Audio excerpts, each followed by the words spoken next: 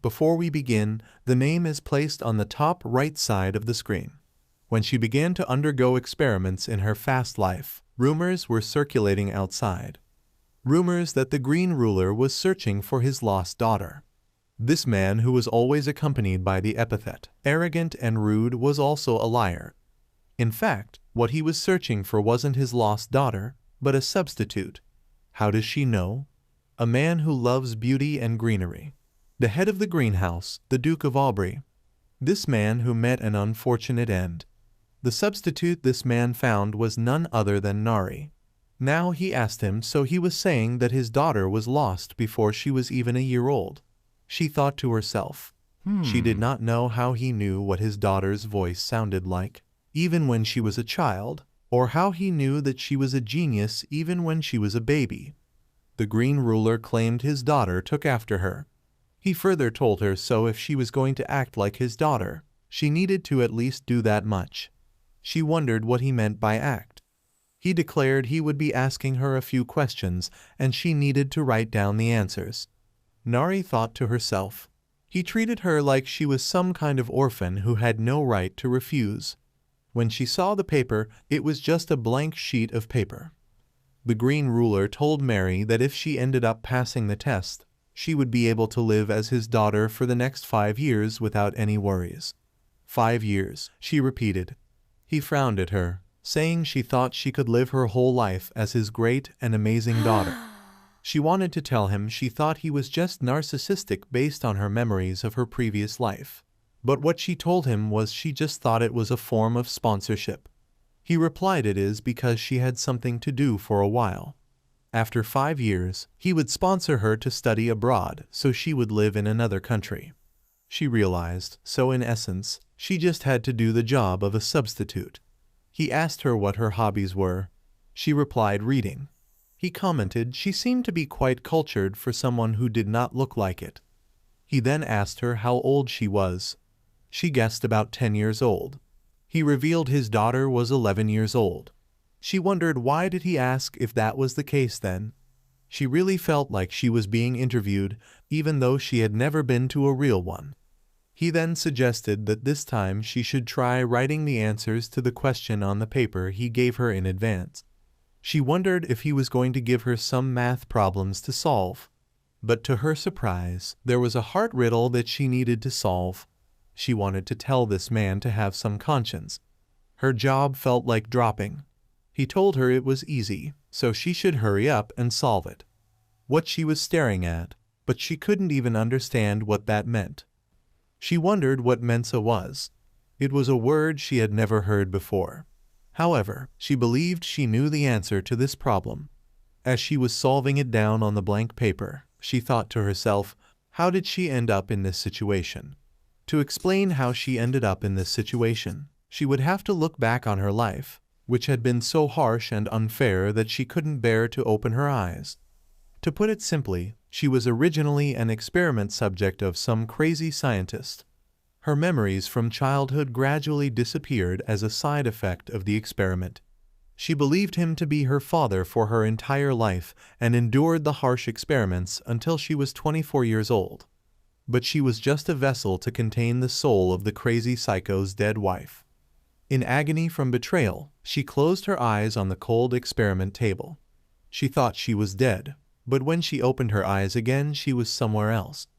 At first she thought she was in heaven, but she had gone back in time, to the moment she had just stepped into the orphanage where that man had sold her. Fortunately, the crazy scientist was a regular newspaper reader, and she secretly read it so she knew roughly 10 years of the future. And she saw this man's name a lot in the newspaper back then. Duke Shakol Aubrey is the second most powerful authority in the empire next to the royal family. The man who controls 50% of the empire's trade. Born as the youngest of 3 brothers in the ducal family, he became the head of the family after surpassing his brothers.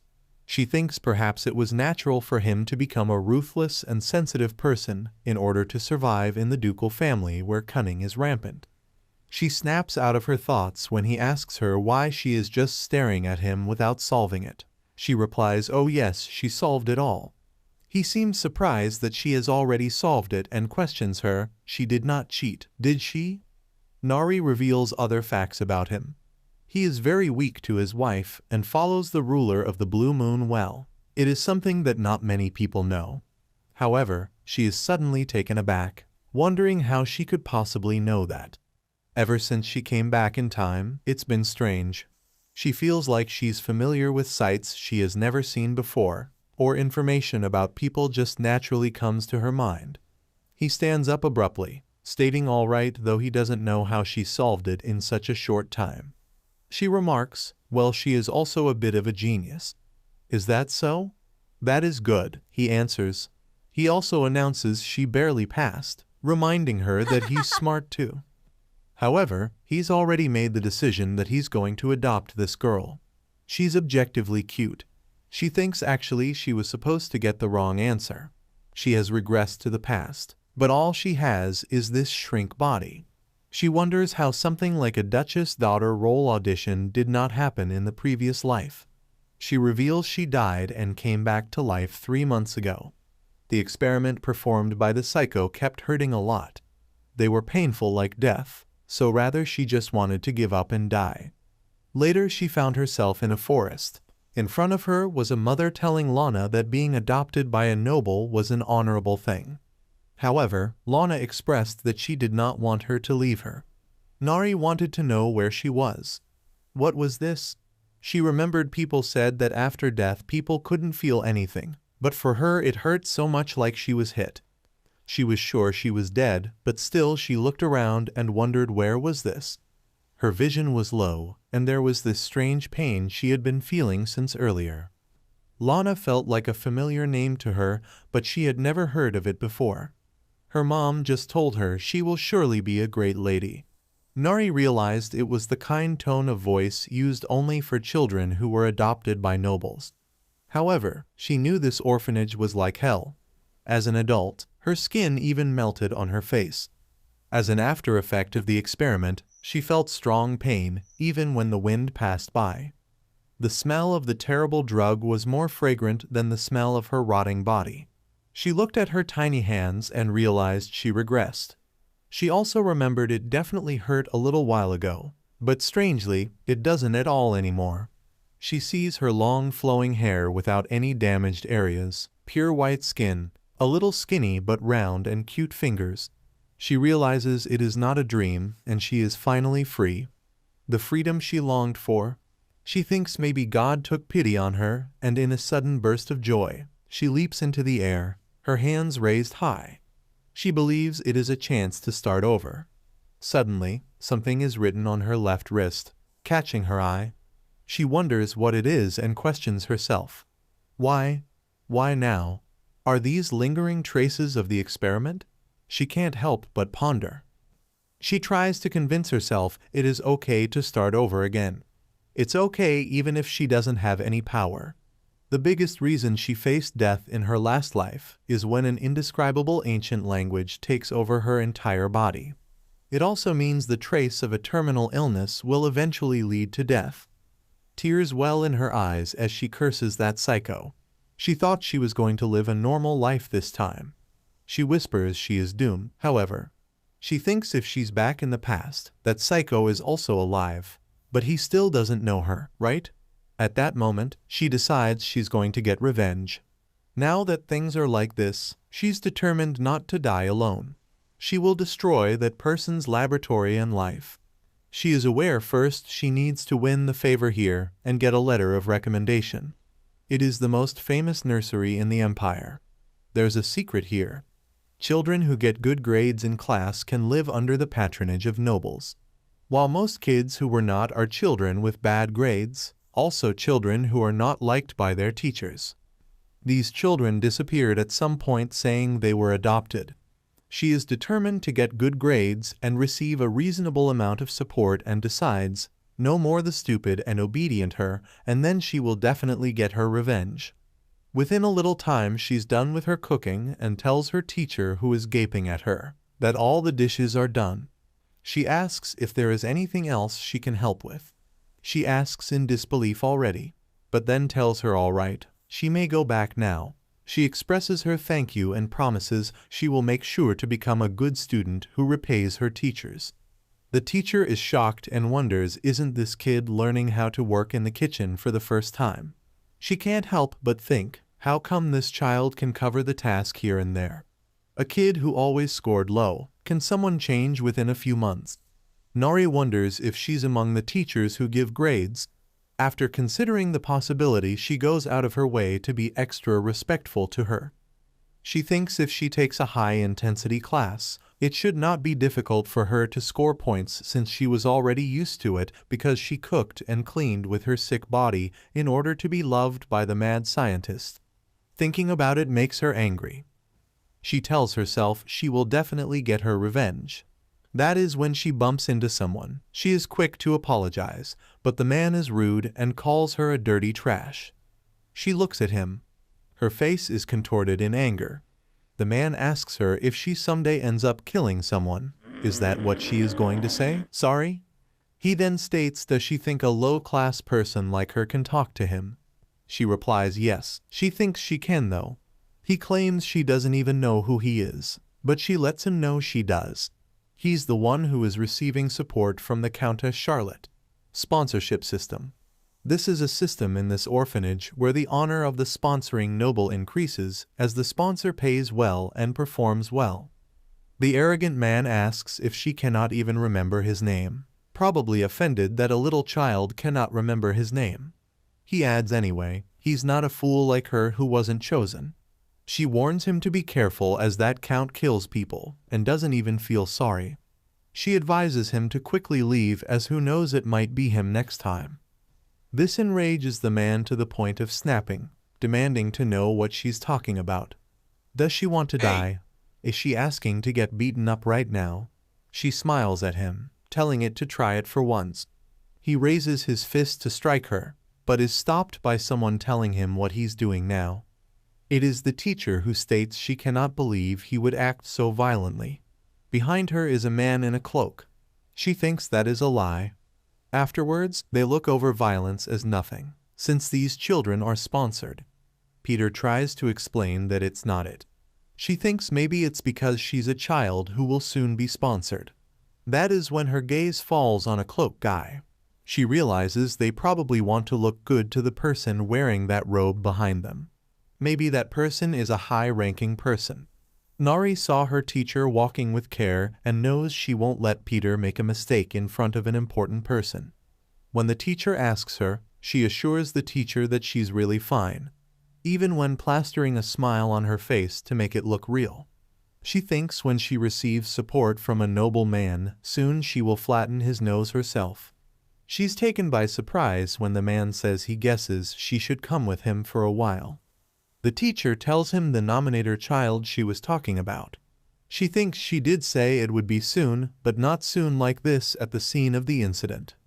Her mouth drops open when she realizes she was caught in a fight and the first impression went down.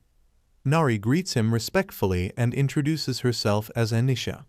She thinks, well, he already saw her as a victim anyway, so she should keep a smiling face.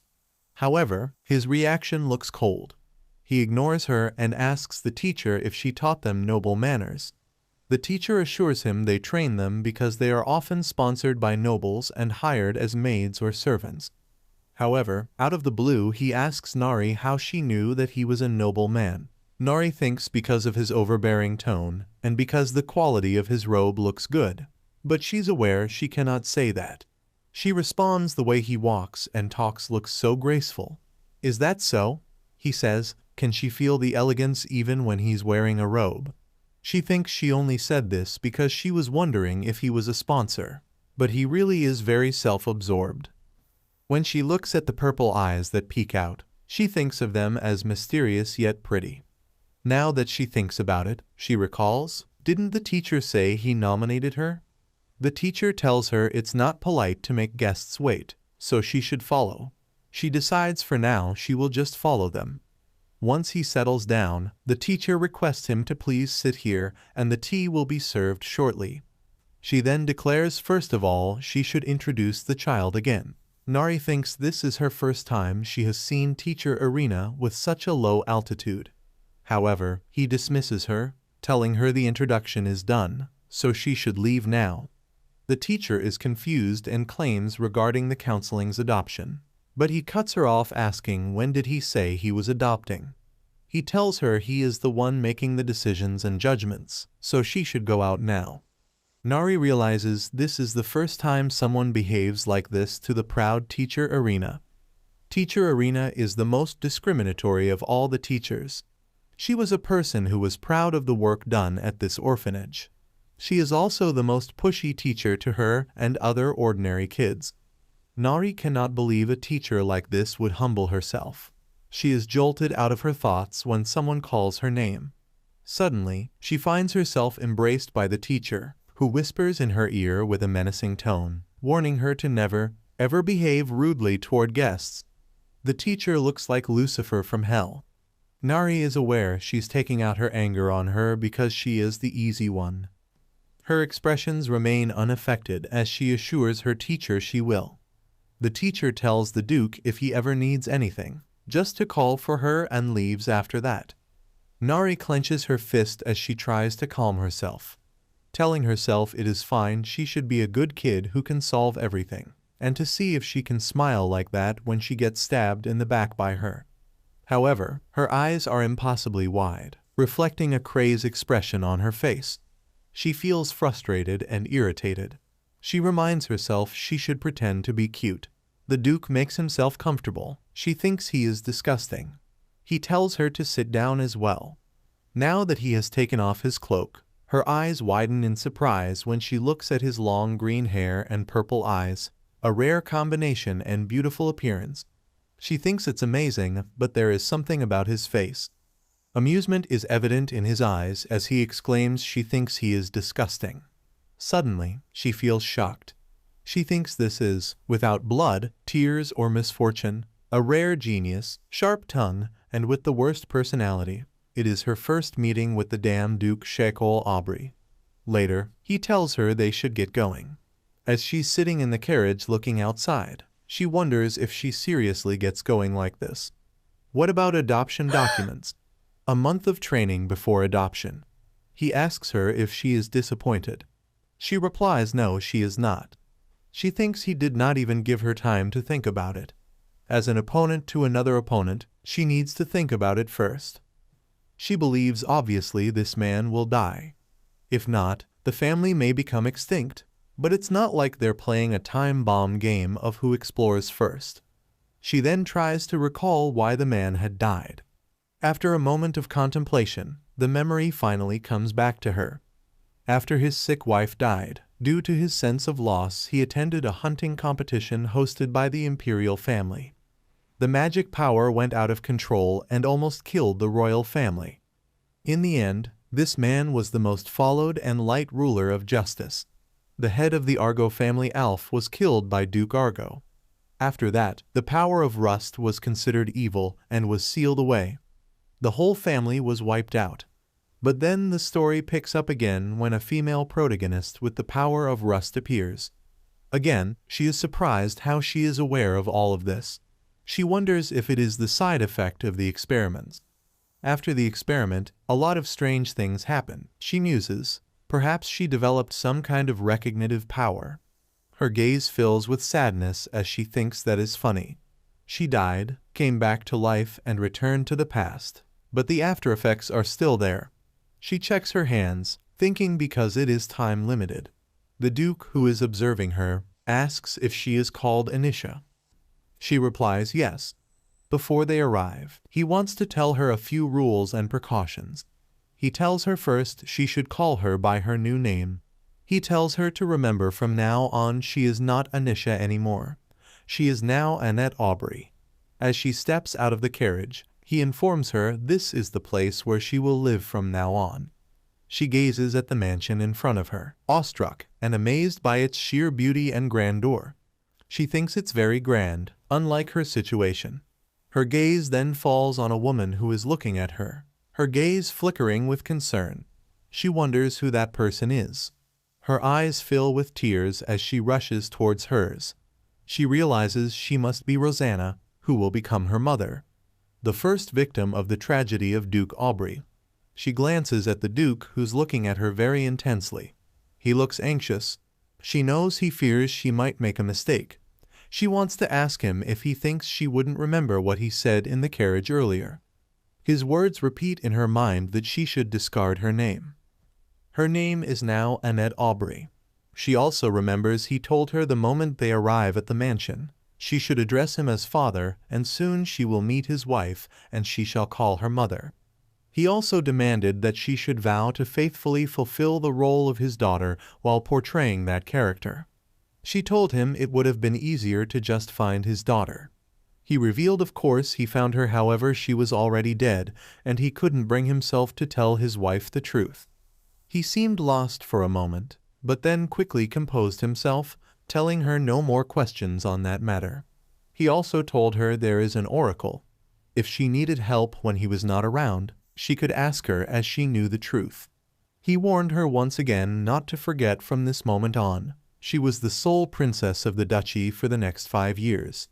She thought to herself the threat of being sent back to the orphanage, if exposed, was just an added bonus. He asked her if she was only capable of saying yes, telling her their child was bright, innocent, and kind, since he was also like that, so it was only natural that his daughter would be too. Now there was the problem. She wondered, how did a child who had lived as an orphan for a lifetime react when he suddenly had parents? As the mother called for her, she ended up hiding behind the Duke, causing him to be surprised as well. Her eyes well up with tears as she whispers, "Mother." The Duke looks at her intently, probably to find out what she's playing at. She thinks, why didn't she pay attention to such details earlier? A daughter finding her parents would not just be happy. She might be afraid of rejection. The grand surroundings would be intimidating and unfamiliar, causing fear. She would likely seek more comfort in the adults she has seen more. Her eyes flicker with sadness as she thinks she did not particularly want to know all this in such detail. Rosanna encourages her, telling her it is Mom, and apologizes because it took her this long to find her. She admits Mom made a mistake and wants to just hug her once. Tears fall out of her eyes as she rushes towards her mom. She thinks the embrace is warm, but why does her heart feel so turbulent? Is it because she's not meant to receive the warmth of the Duchess, or is it because she imagines those hellish days just to shed tears? The Duke tells Rosanna the child must be bewildered. He softly tells her to look at him and reminds her he has to show her to her room, so she should go inside as she is still unwell. Annette thinks she did not know he was capable of speaking in such a soft voice. Rosanna looks at her with soft eyes and tells her to go and rest a bit, since she would join her for dinner tonight. After Rosanna leaves with a maid, the Duke leans closer in front of her and exclaims she's really crying. She tells him this is acting. Acting? He repeats, confused.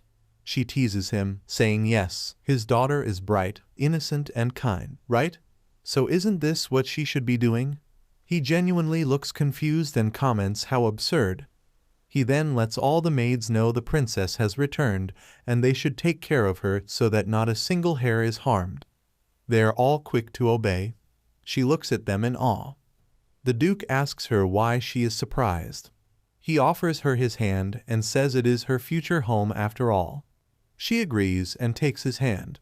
She thinks even though it is unavoidable to have expectations, all these fantastic events are just for 5 years. The two identical-looking maids greet her. One introduces herself as Mary, the other introduces herself as Gold. Distracted, she responds with a vague, yes, yes, as her mind wanders elsewhere. She is anxious about already being separated from the Duke, but convinces herself she just has to do what she's told, and there shouldn't be any problem. The maids encourage her to talk informally to them. She thinks it is a smooth start, but what would it mean? Panicking, she claims she can do it herself, so they can go now. They look at her with concerned gazes, but she thinks it is embarrassing for her to have them help her with her bath too. They insist, but she interjects. No, really, while looking so panicked. She wonders, how should she get out of this if she takes off her clothes now? She will be caught with the crest.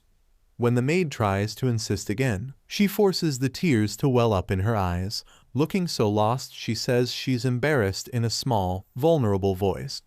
Both the maids get trapped in her act. They ask her would it be okay for them to just draw the water for her, and they will wait in the room. She sheds a tear or two, admitting softly. But she wants to get dressed on her own too. She thinks to herself she cannot tell the Duke this secret. If he finds out, she will be immediately excommunicated. She believes there is no point in holding on to this shabby defect that she might die with at any moment. She can hide it for now, but she is aware she needs to find another solution. This excuse won't work, especially after she gets used to this mansion. As she enjoys her bath, she suddenly recalls, now that she thinks about it, she does have that thing, doesn't she? Chameleon slime. An item invented by a certain confectionery scientist. If it is attached to someone's skin, it will change color to match the surrounding skin tone, just like a chameleon. She reveals many people bought it to cover a burn mark or scars. If she uses that, she can easily hide these kinds of traces. The problem, however, is it's not going to be released for a few more years, and she cannot wait for years. She thinks she needs to get it in at least half a year. She's aware she has to find that eccentric scientist and make it faster than the deadline he has set. Fortunately for her, she knows that scientists very well. The eccentric scientist who the crazy scientist who used her hated because he was the genius of the century. Thanks to the crazy scientist's ego, she got to know what he likes and dislikes. Her lips pressed into a thin line. Her eyes no longer hold any warmth as she conspires against him and believes if she throws some bait, he is sure to bite. When she steps out in the room, Mary smiles brightly at her and asks if she's already done washing up. She demands she wants to look around the mansion. Mary asks if she's tired. Doesn't she have to rest in her room? Does she? She assures Mary it's fine. She thinks to herself she needs to get used to the mansion quickly. After a while, as she reaches the dining table, she closes her eyes and sighs deeply because she barely managed to look around the mansion, and it is already dinner time. When she reaches the table, Gold informs her dinner will be ready soon. Annette thinks this mansion is so big that she almost got a 2-day tour. As she is eating, her mother calls out, drawing her attention. She looks at her mother and smiles. Her mother asks her how the food is. She exclaims it is delicious. She thinks about how before the regression she only had Ives, and at the orphanage the food was at the level of group meals. Rosanna offers her more desserts and passes them over to her, telling her to try these too. They are very sweet. Annette expresses her gratitude to her mother. She looks happy and peaceful. She thinks she cannot eat it all, but it is really delicious. She thinks how happy she would be if she could eat like this for the rest of her life. She raises her eyes to look at her mother when her mother admits. By the way, she knows this is a shameless request, but would she be able to call her mom? She confesses she has heard that she's very mature for her age, and she knows she cannot make up for the time they could not be together. But she would really appreciate it if she could call her something a little more comfortable, like mom. She is quick to fulfill Rosanna's request and calls her mom. Her mom looks up, meeting her daughter's gaze. So much emotion passes in her eyes. Annette lets her mom know she will try to call her mom from now on. She also thanks her for not giving up on her and finding her. The Duke once again appears surprised, as though he hadn't anticipated this reaction from her. She notices his expression and thinks to herself that he certainly looked surprised. She looks away and ponders. She was just doing what she had to do. She looks up, sensing something amiss. Suddenly, the atmosphere shifts. The Duke, who has been watching his wife closely, sees her suddenly collapse and cries out, "Rosanna!" The Duke pleads with his wife to come to her senses and orders the maids to take her to room. Annette watches everything in silence and realizes the situation is more serious than she thought. She thinks it is amazing how she did not collapse right away. She also notices the expressions of the Duke and realizes he looks desperate and she needs to help him. She asks Mary without looking back if she's here. Mary says yes, she is. She doesn't know how to cure that disease, but She instructs Mary to prepare hot water, sugar, and dry plant powder. She knows a way to calm the situation. She also tells her to roast the rye plants in a pan, dry it a little, then grind it into powder and bring it to her. Rye plants are one of those types of weeds that are everywhere, but it also is the important ingredient used in treating diseases. When making a treatment, a dispensing process is requested. There will be an immediate calming effect. Mary responds all right, she will prepare it right now. She grins, deciding then now she should play an innocent and bright genius. As the Duke has helped her sit down on the bed, he asks his wife if she's calming down. She says yes, but is worried how surprised Annette would be. She confesses she thinks she cannot be a good mother. The Duke genuinely looks broken when she says things like that. He requests her not to say things like that about herself. They both look up when Annette calls out to her mother, standing nearby. Holding a cup in her hand, she tells her mother that she has brought her some medicine. The Duke thinks medicine. What is she talking about? He tells her that her mother is sick, but she ignores him and walks past, stopping in front of her mother to offer her the cup and tells her to drink it. The Duke glares at her, unable to control her. He ends up screaming at her. His face is flushed with rage as he demands to know how dare she treat Rosanna that way after he brought in a child of unknown origins and uncertain whereabouts. She just smiles at him in return. Once again he is shocked by her and he thinks she smiles. She then reminds him she is a genius who takes after him. Right, Rosanna intervenes and tells her right. She looks a little shaken up by the fight and says her daughter has given it to her. How can she not drink it? He tells the Duke not to get too angry before taking a sip. The Duke looks worried. She states it's sweeter than she thought, a little bitter, and Annette interjects. It is delicious, right? Annette wishes her mother a quick recovery and says she will head back now and get some rest. After she leaves, the Duke wonders what she is thinking about. Just as she steps out of their vision, she starts shaking, her hands trembling. She wonders what she's doing now. However, she tries to convince herself it is fine. Even if she made some mistakes, she won't be scolded or experimented on. She responded well, it will be fine. She reminds herself she came here to do well, there's no way she will get sick because this is not a laboratory. When someone calls her name, she glances up, startled. It's Maria and Gold, both looking at her with concern. She tells herself she should act like an innocent child who knows nothing. She forces herself to smile and explains she was just surprised because it was her first time being scolded by an adult. She believes she cannot show her anxiety. On the other hand, Rosanna demands to know why he was so angry at her daughter.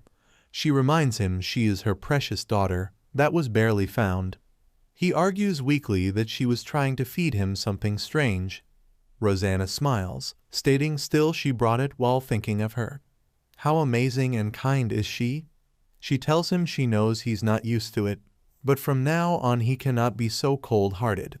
She cups his cheek and asks for his answer. Reluctantly, he replies understood.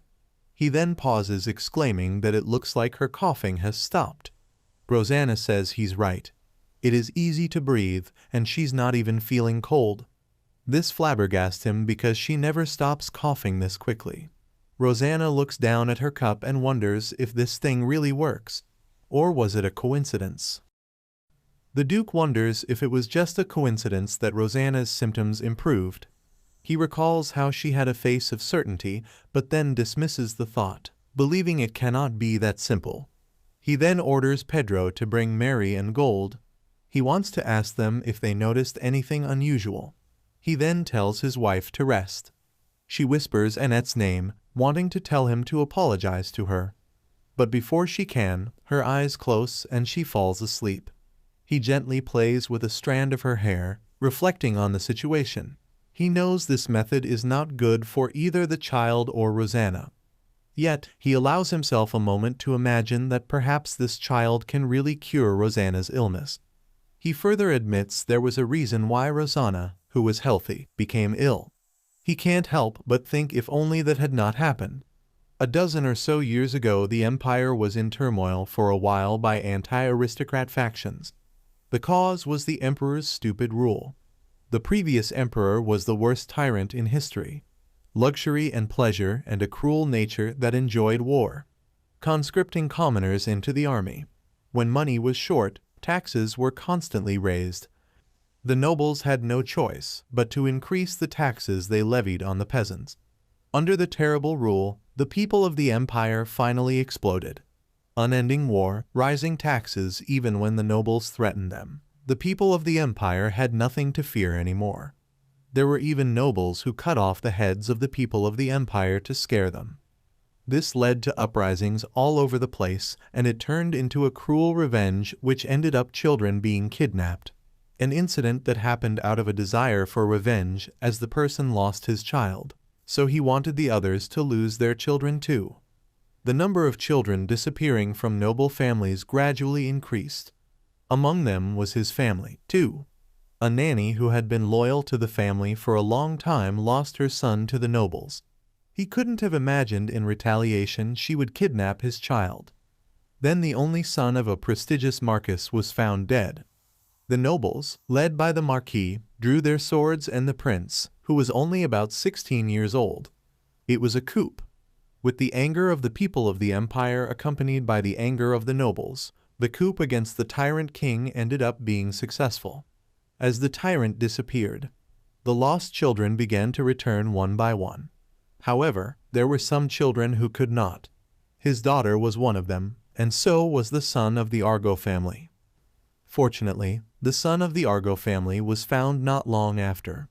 Rosanna regained some of her vitality when she heard the news.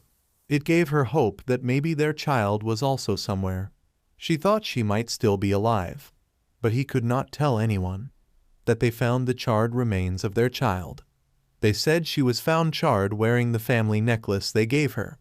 How he could tell that to Rosanna? He had just seen hope and vitality well up in her face. Her, who had been waiting for death. He decided he had to keep it even more tightly hidden. He didn't want anyone to go through the same pain, or maybe even more. That is when he brought a girl with green hair. A girl of the same age as his daughter. He wondered if only he could find their child safely and bring her back. For a moment, he let himself think that it could be possible, but then he steeled himself and thought, no, it couldn't be. That child was fake. However, the resemblance, the words, there was no doubt that the child might have been switched. But he remembered Annette having the same light purple eyes as his. He let him consider that maybe she underwent an experiment. But there was no way her eye color could have changed. The Duke repeats what Gold informs him, that the tea was made by grinding dried rye plants and mixing it with sugar. He questions again to be sure that's how she made it. She says yes. He then asks what the child is doing now. She replies she is now back in her room to rest. She also lets him know the young lady seemed a little scared. She said it was the first time she got scolded. He gulps anxiously. He then looks away and mutters that is annoying, but still he stops her and asks if she knows what a kid likes. On the table, there are many sweets for her, and she sits there flustered. She thinks she was writing a letter to the geezer scientist. Now what is this sudden barrage of snacks? She looks up at the Duke and asks him what is all this. He dryly says he just picked it up, trying not to appear too affected or eager. She wonders where in the middle of the night. He then asks her how she's feeling. She giggles and tells him she's feeling great. She wonders if he's really sorry for getting angry earlier. She decides to act more like a daughter, and with bright eyes, she calls him father. She thanks him for all the treats on the table, explaining they are her favorites. She quickly adds that her father is the best, and suddenly he pauses. She wonders why he is frozen. She promises she will eat everything and again calls him the best. Seeing a red blush spread across his cheeks, she looks surprised, questioning his reaction. She quickly adds how happy she is to have such an amazing father and how he is a genius. She praises her father, who provides everything, as the greatest man in the world, leading the most wonderful family. She gasps, her eyes narrowing as she notices her father looking red and flustered.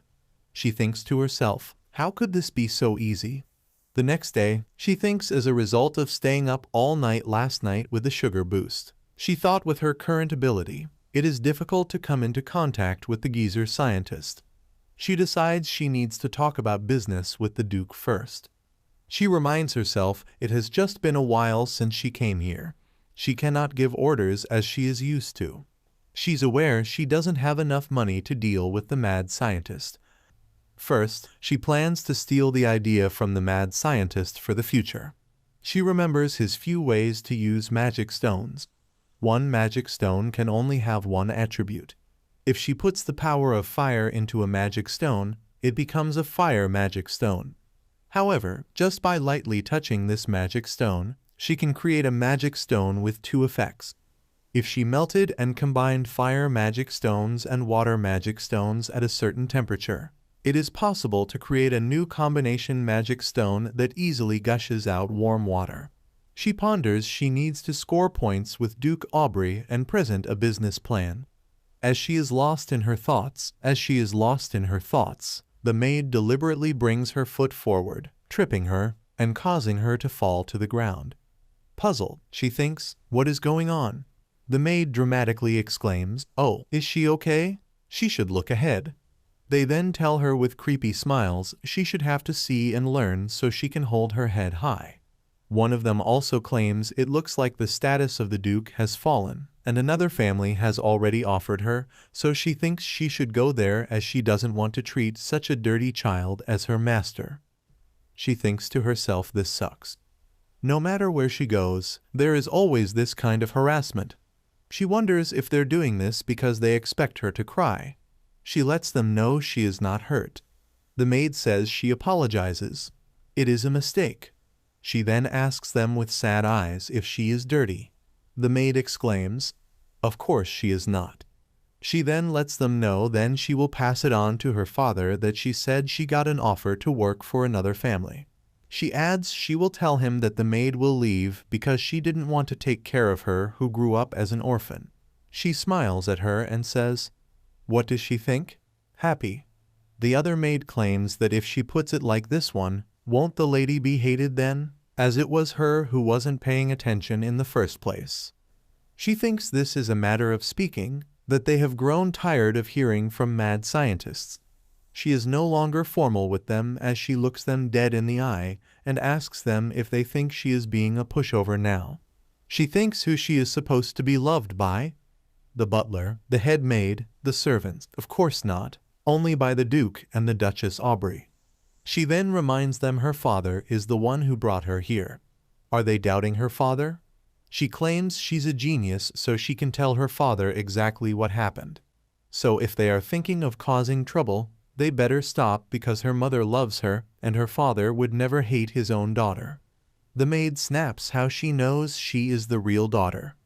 She sighs deeply and reminds her she keeps doubting her father and states that is why she's telling him everything as they are doubting her father.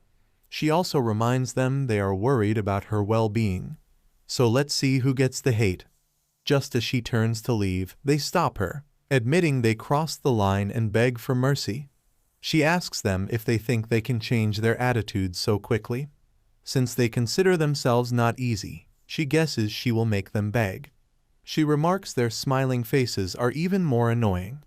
Do they know how to spit on a smiling face?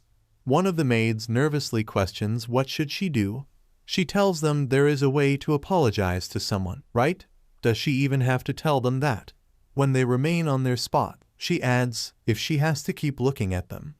The maid teeth clatters in anger as they kneel down in front of her and beg for forgiveness. Smiling pleasantly at them, she lets them know their apology was well received, and now she will go and tell her father about it nicely. Color drains from their faces, and they look shocked. She states she just taught them how to apologize, not that she forgives them. However, she adds, maybe she will feel like forgiving them if they kneel down every time they see her in the future. As she leaves, she thinks she really doesn't mean that. What if she is labeled as a new nuisance for nagging about this kind of thing? It is better to just scare them and live comfortably. The chefs are making food in the kitchen when she steps in. The chef asks her what brings her here. She is surprised he already recognized her as she hasn't even greeted him yet. He replies. He introduces himself as the assistant head chef of the mansion. She wonders if Duke Aubrey told him in advance, or did he find out on his own. She suddenly recalls that Duke Aubrey appreciates those who work hard. According to the novel, she stops when the strange word novel enters her mind. She thinks, there she goes again, using strange words and phrases lately. She reminds herself this is not the time for this.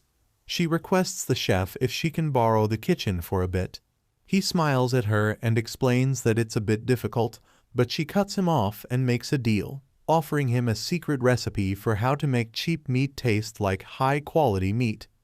This information was given to them by a barbarian delegation that participated in the peace conference about 3 years ago, and no one in the empire knows about it. She thinks if she impresses the Duke with her cooking, it will be easier to earn the initial funds, and for some reason she feels like she has to impress him because it seems as if it is the calm before the storm. Later, there is a knock at the door of the Duke's study. He allows the visitor to enter, and the door opens to reveal her holding a dish. The butler standing nearby suggests, "Master, how about having a snack and taking a break?"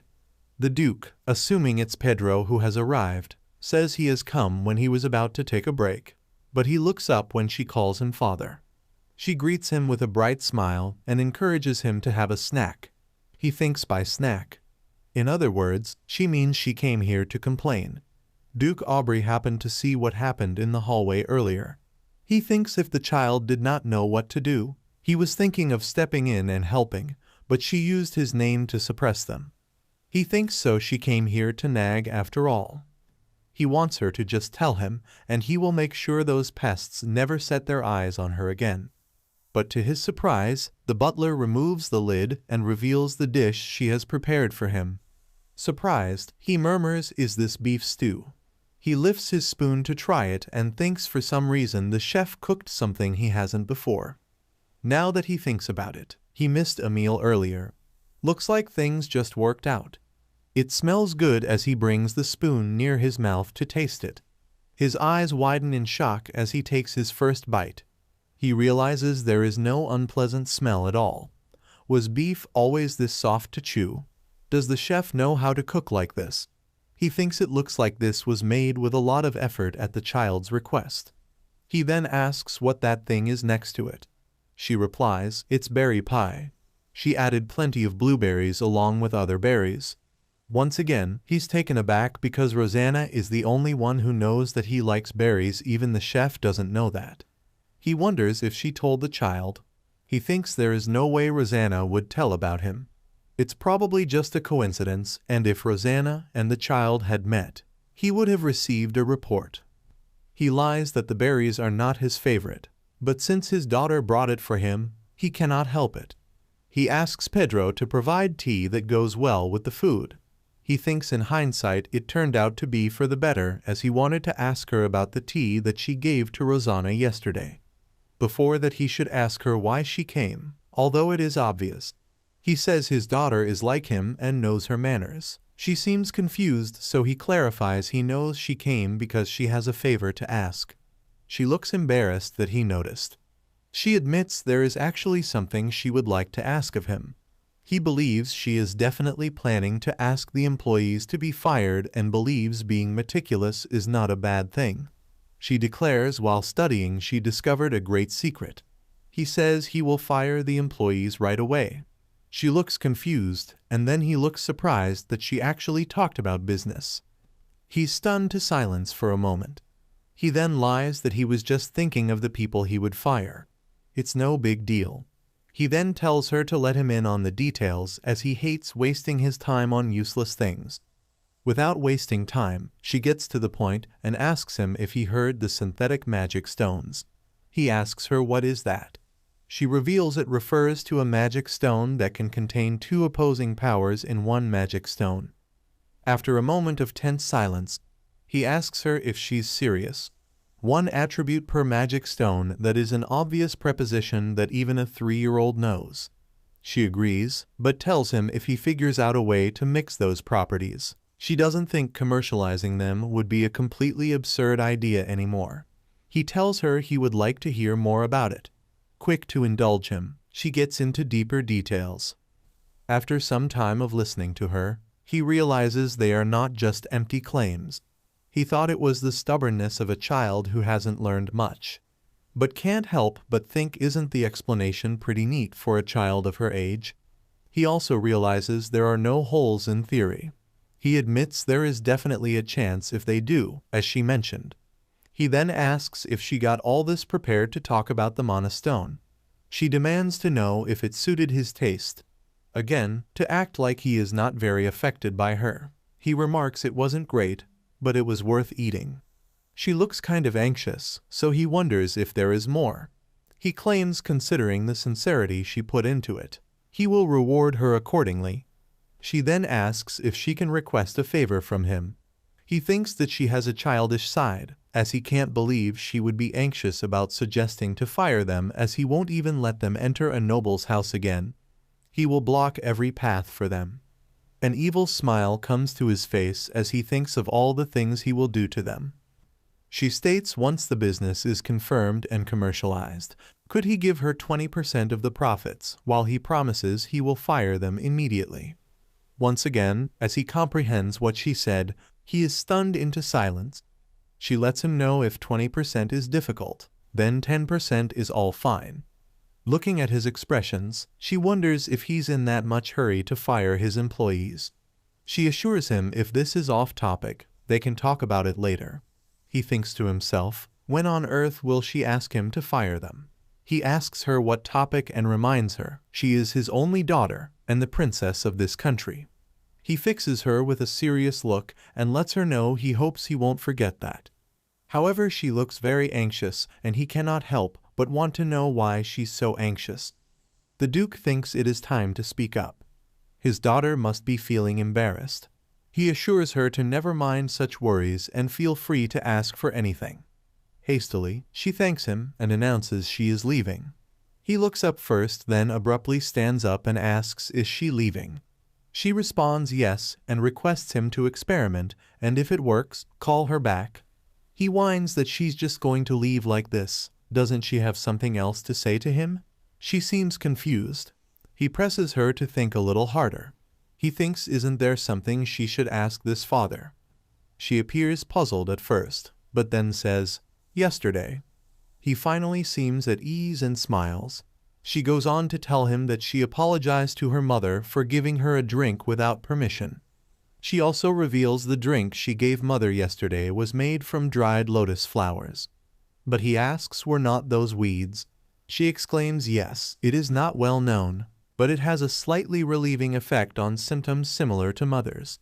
She remembers meeting a pharmacist who used it like that before. She then wants him, but he shouldn't drink lotus flower tea too often, as he can develop tolerance, so he should only drink it when the pain is severe. He thinks since there is still no developed cure, it wouldn't be good to develop a tolerance to lotus flowers. And what if a cure is developed, but it's ineffective? She then thinks by then it will probably just be a dream, and right now even a proud peacock like her will eventually die from a sense of loss. She thinks about how in 5 years from now on Rosanna Aubrey will die and 2 years later Duke Aubrey would follow. She thinks she shouldn't be tamed by this, as she also has 6-7 years left at most. Her body is engraved with ancient languages.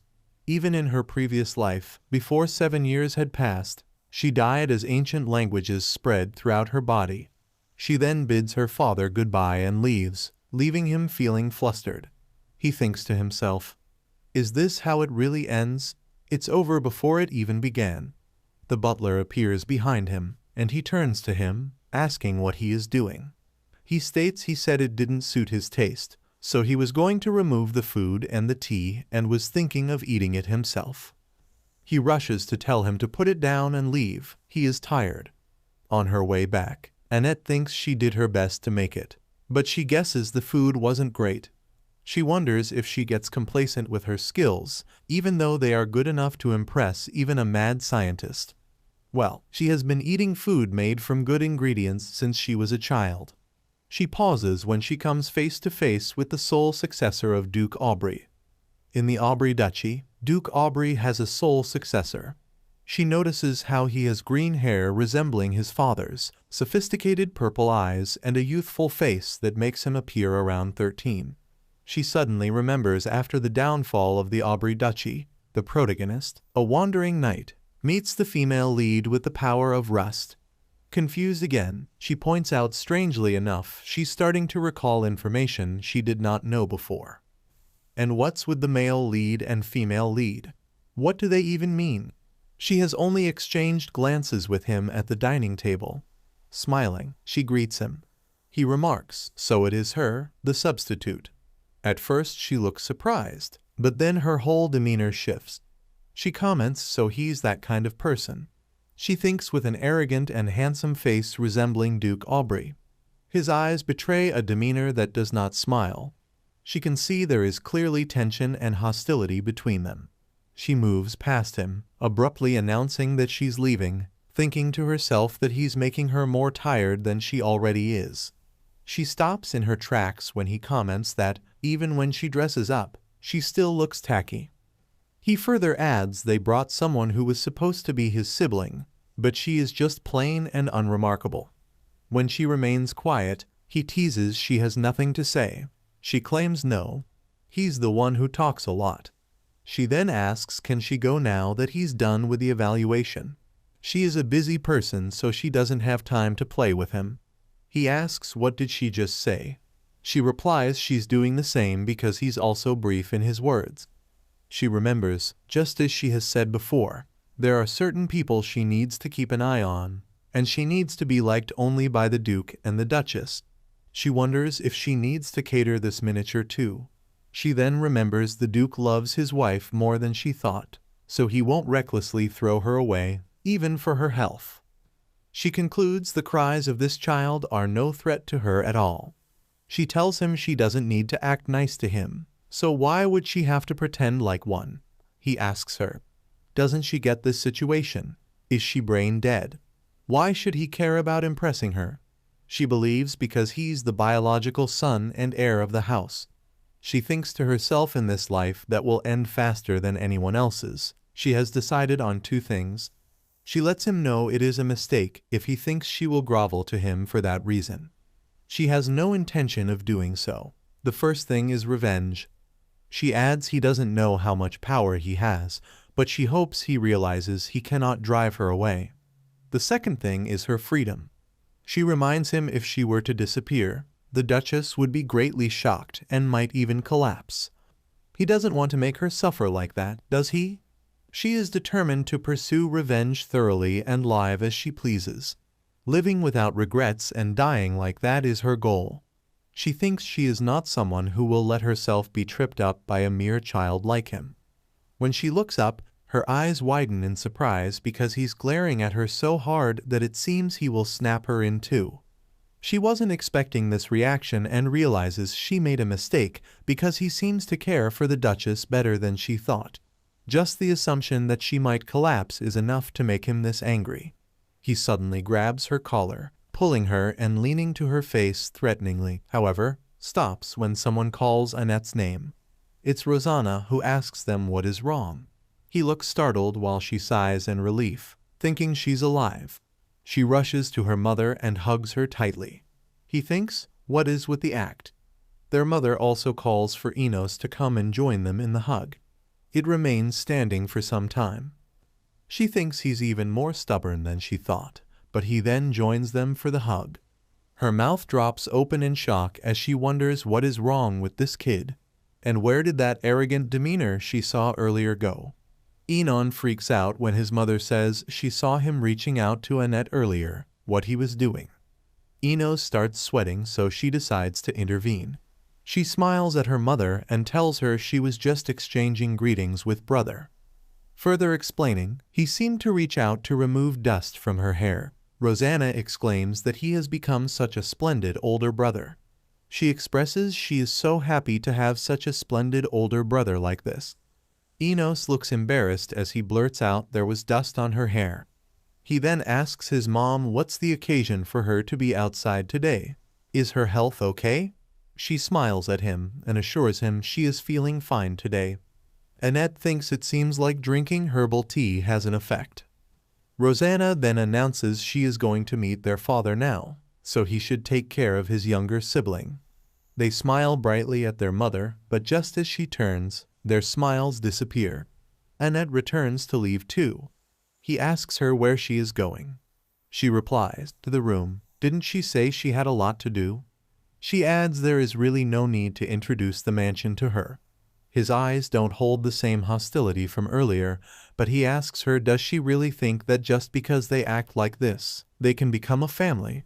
She wonders why he said something like that. She is the person who knows best that it can't happen. Suddenly it clicks. He's worried that she will take his place. That's why he's saying that to protect his own position. She's amused and thinks how foolish. It is kind of cute. Smiling, she tells him no. She can assure him she has never dreamed of such a thing. She thinks about family and love. That was a dream she abandoned the day she was betrayed by a mad scientist.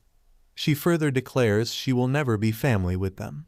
He looks confused and murmurs, "What did she say?" She repeats again that even if he begged her to, she would never become family with them, so he shouldn't worry about it. It's not happening. She ponders it is ridiculous to talk about family when she only has 6 to 7 years left. She intends to use this family solely as a means of revenge. She advises him to put on a good act in front of Mother, and not to behave clumsily like earlier. She believes if she had such feelings, she wouldn't just stand by knowing the people in this house are going to die. She believes family is nothing but an illusion.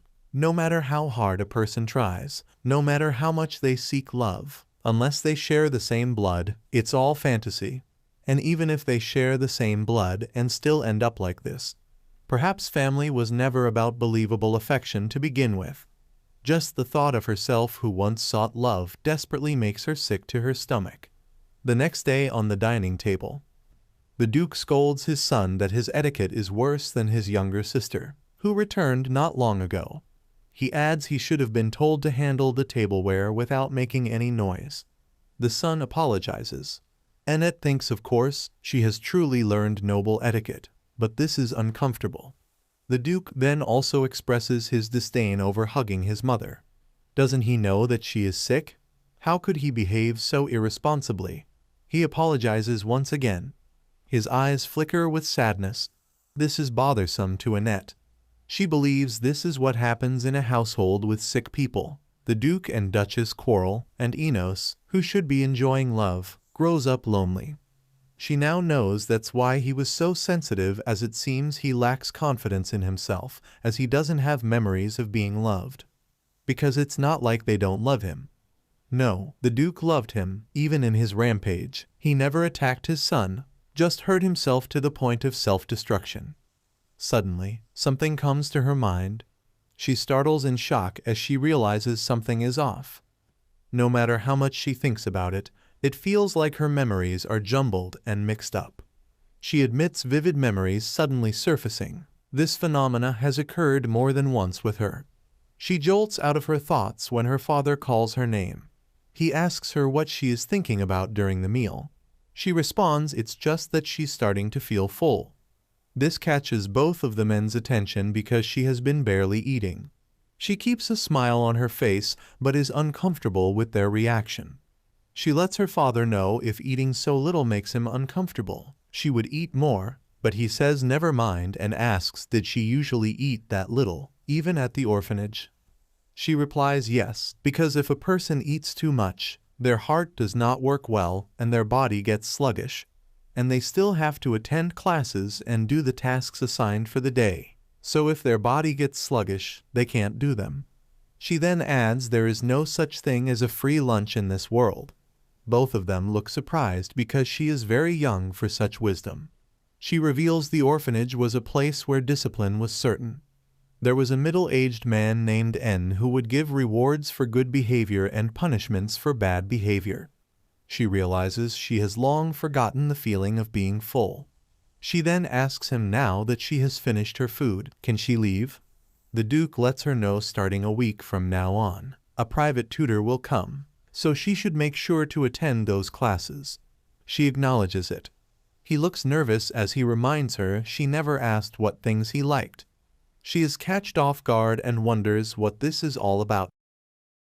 The Duke asks her, isn't she curious about what classes she's taking, who she's meeting, or when she's going?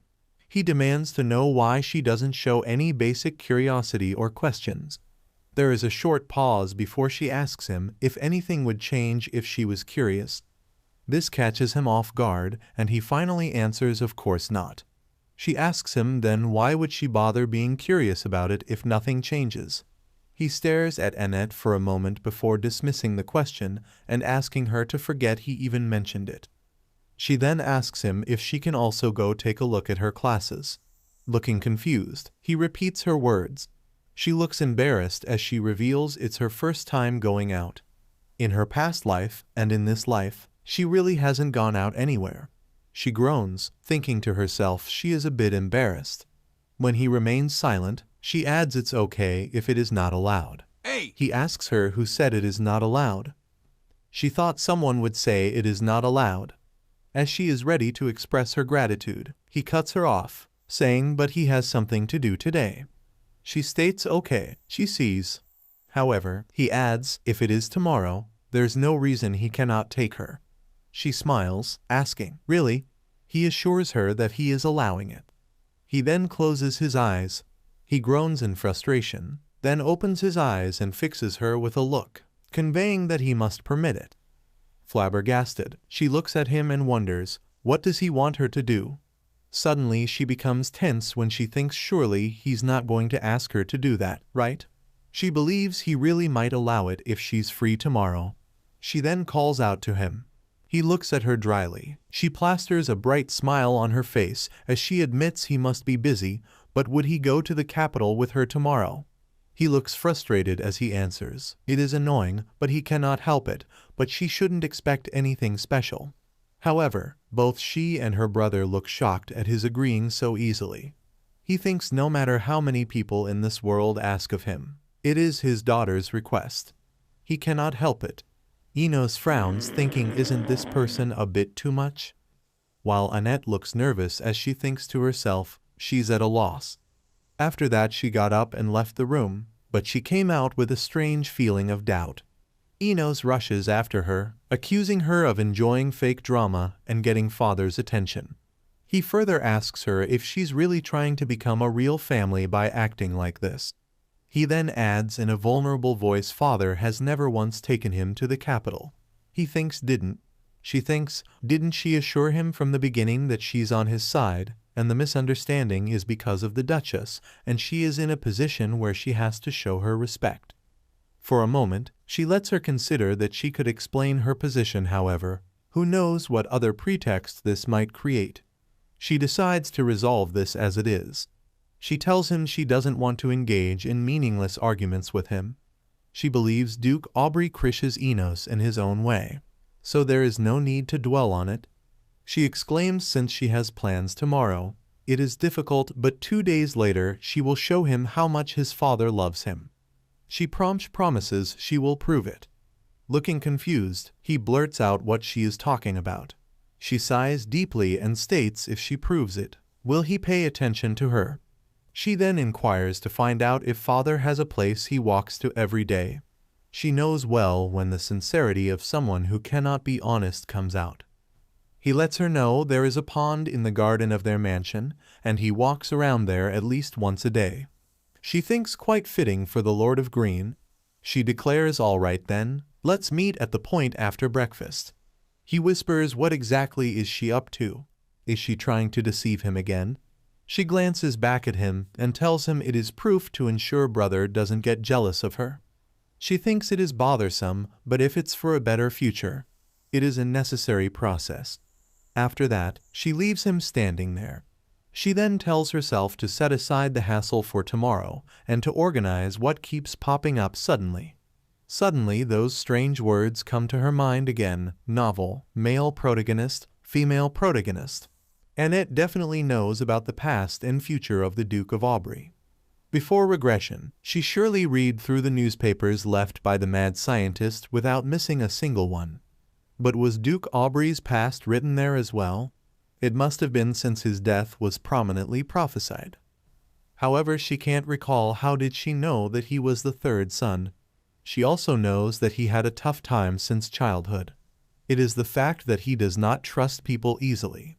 So how could she be so sure that he loves Enos Aubrey? No matter how closely she examined the newspapers, surely she cannot know things that were not written there. But that is the thing. How does she know now that he hurt himself to avoid hurting Enos Aubrey? She cannot help but question herself about where did she learn this information. She doesn't remember anything specific right now, but in the past that she knows, someone added an explanation. Suddenly, a light starts emitting from somewhere. She then realizes it is coming from the pattern. She dwells on what this is. Somehow something is happening. Suddenly, her surroundings change and she's on her knees. She looks around trying to find out where she is. She clearly felt her soul being sucked in. However, what is this creepy white space? She flinches when she feels someone's presence behind her. She looks over her shoulder, only to find a black shadow. Suddenly, a piercing and terrifying scream fills the air, causing her to clamp one hand over her ear in pain. It's so loud and unbearable, as if someone is screaming directly into her ear with a microphone. She wonders in shock what could be making such a deafening noise. The voice in her ear says, "Oh, he made a mistake. Did he speak too loudly human?" Surprised, she looks up and asks, "What did he say?" She believes even an ant's voice could be bigger than that. He states it is hard to adjust. "How about now?" She replies that is okay. She asks him what is going on here. He declares he's finally glad to meet her. When she demands to know who he is and where this is, he tells her not to be so wary. He's the administrator. This is it. Once again, she repeats, what does he mean? She doesn't understand at all. He shrugs and replies with a two-word response, archives room. She's so lost she doesn't even know if they are speaking or not. He then tells her it is the only room in this world that only she can enter. She confesses while she still doesn't understand. Looking around, she exclaims there is nothing here. The shadow asks why it isn't there and urges her to look closely, promising there is. This time, when she looks, there's a library with shelves around her filled with books. He lets her know they are the pages that contain the truth of the world. He suggests she read them. They all look the same, so she wonders, what is she supposed to read? However, the book in her hand, unlike the other books, the front and back cover colors are different. The shadow encourages her to read it, saying it will be interesting. She thinks at this point she is not surprised by anything anymore. In the book, there's something written that happened in August 2019. It states after being defrauded of their entire fortune, they were fatally hit by a bus while jaywalking.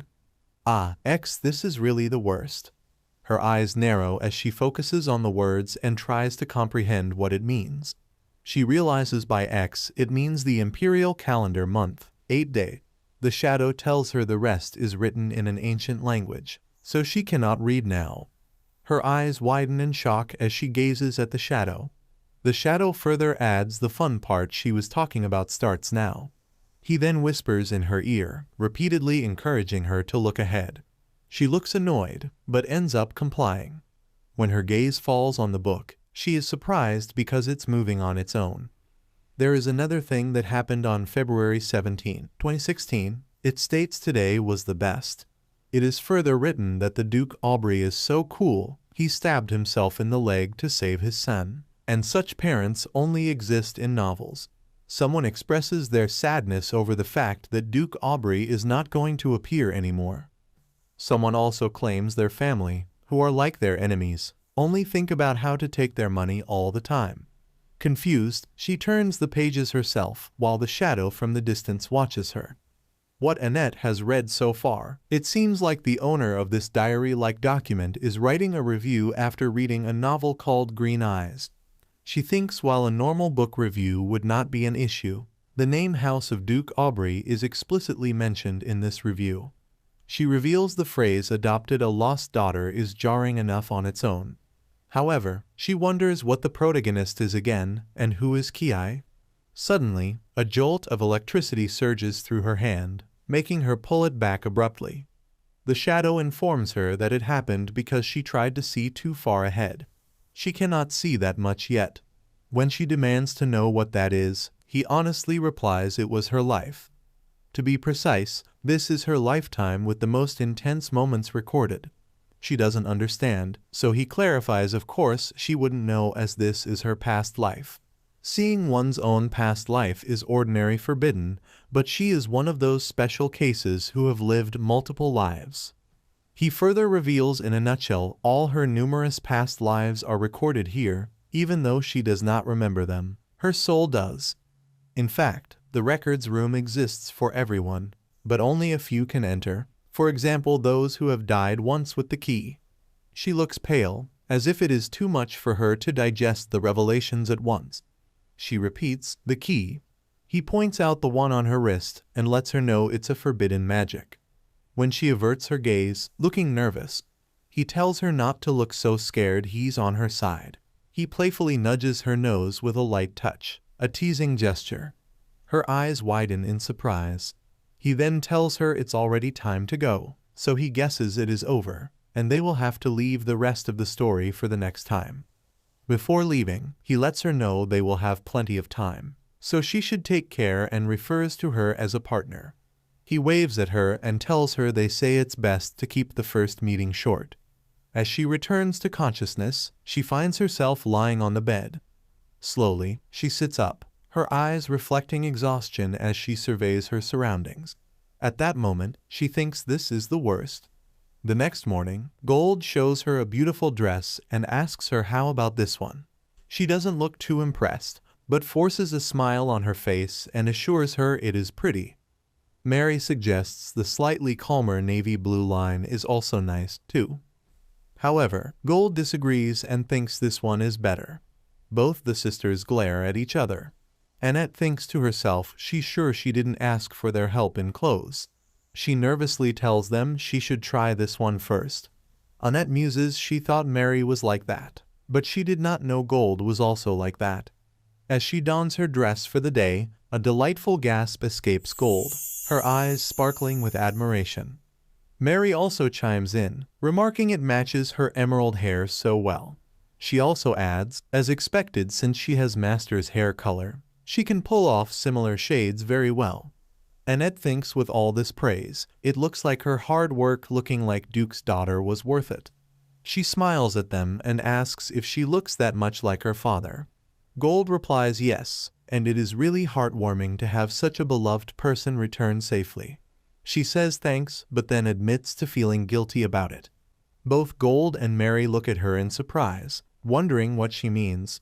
She assures them she'll be back soon. On her way, she thinks she has not had time to process the information properly, and she passed out in a daze only to wake up the next morning. She also remembers she had made an arrangement with Aubrey Duke to go out. Her mind then begins to wander, pondering the identity of the person named Kidai. She has learned that the world is a novel, and she's one of the characters in a book titled Green Eyes, a story she read in a past life. That is, if what the figure said was true. She wonders if that means So Ki was the one who was originally supposed to be the daughter and the heroine.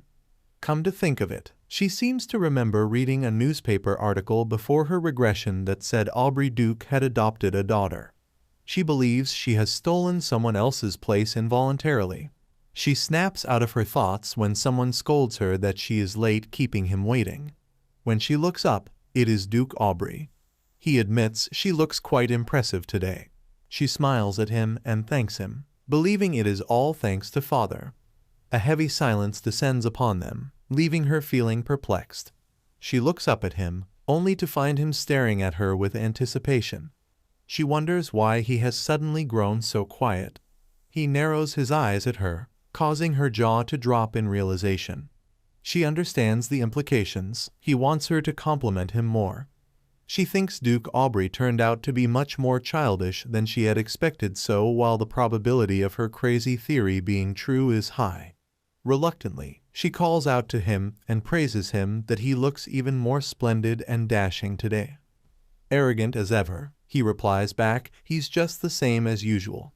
She muses he wished for this right.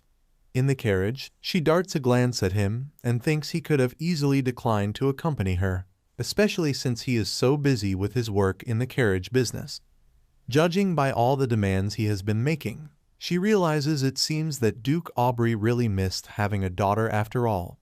However, she believes even in that case she is just an imposter, so if she acts spoiled, he will kick her out.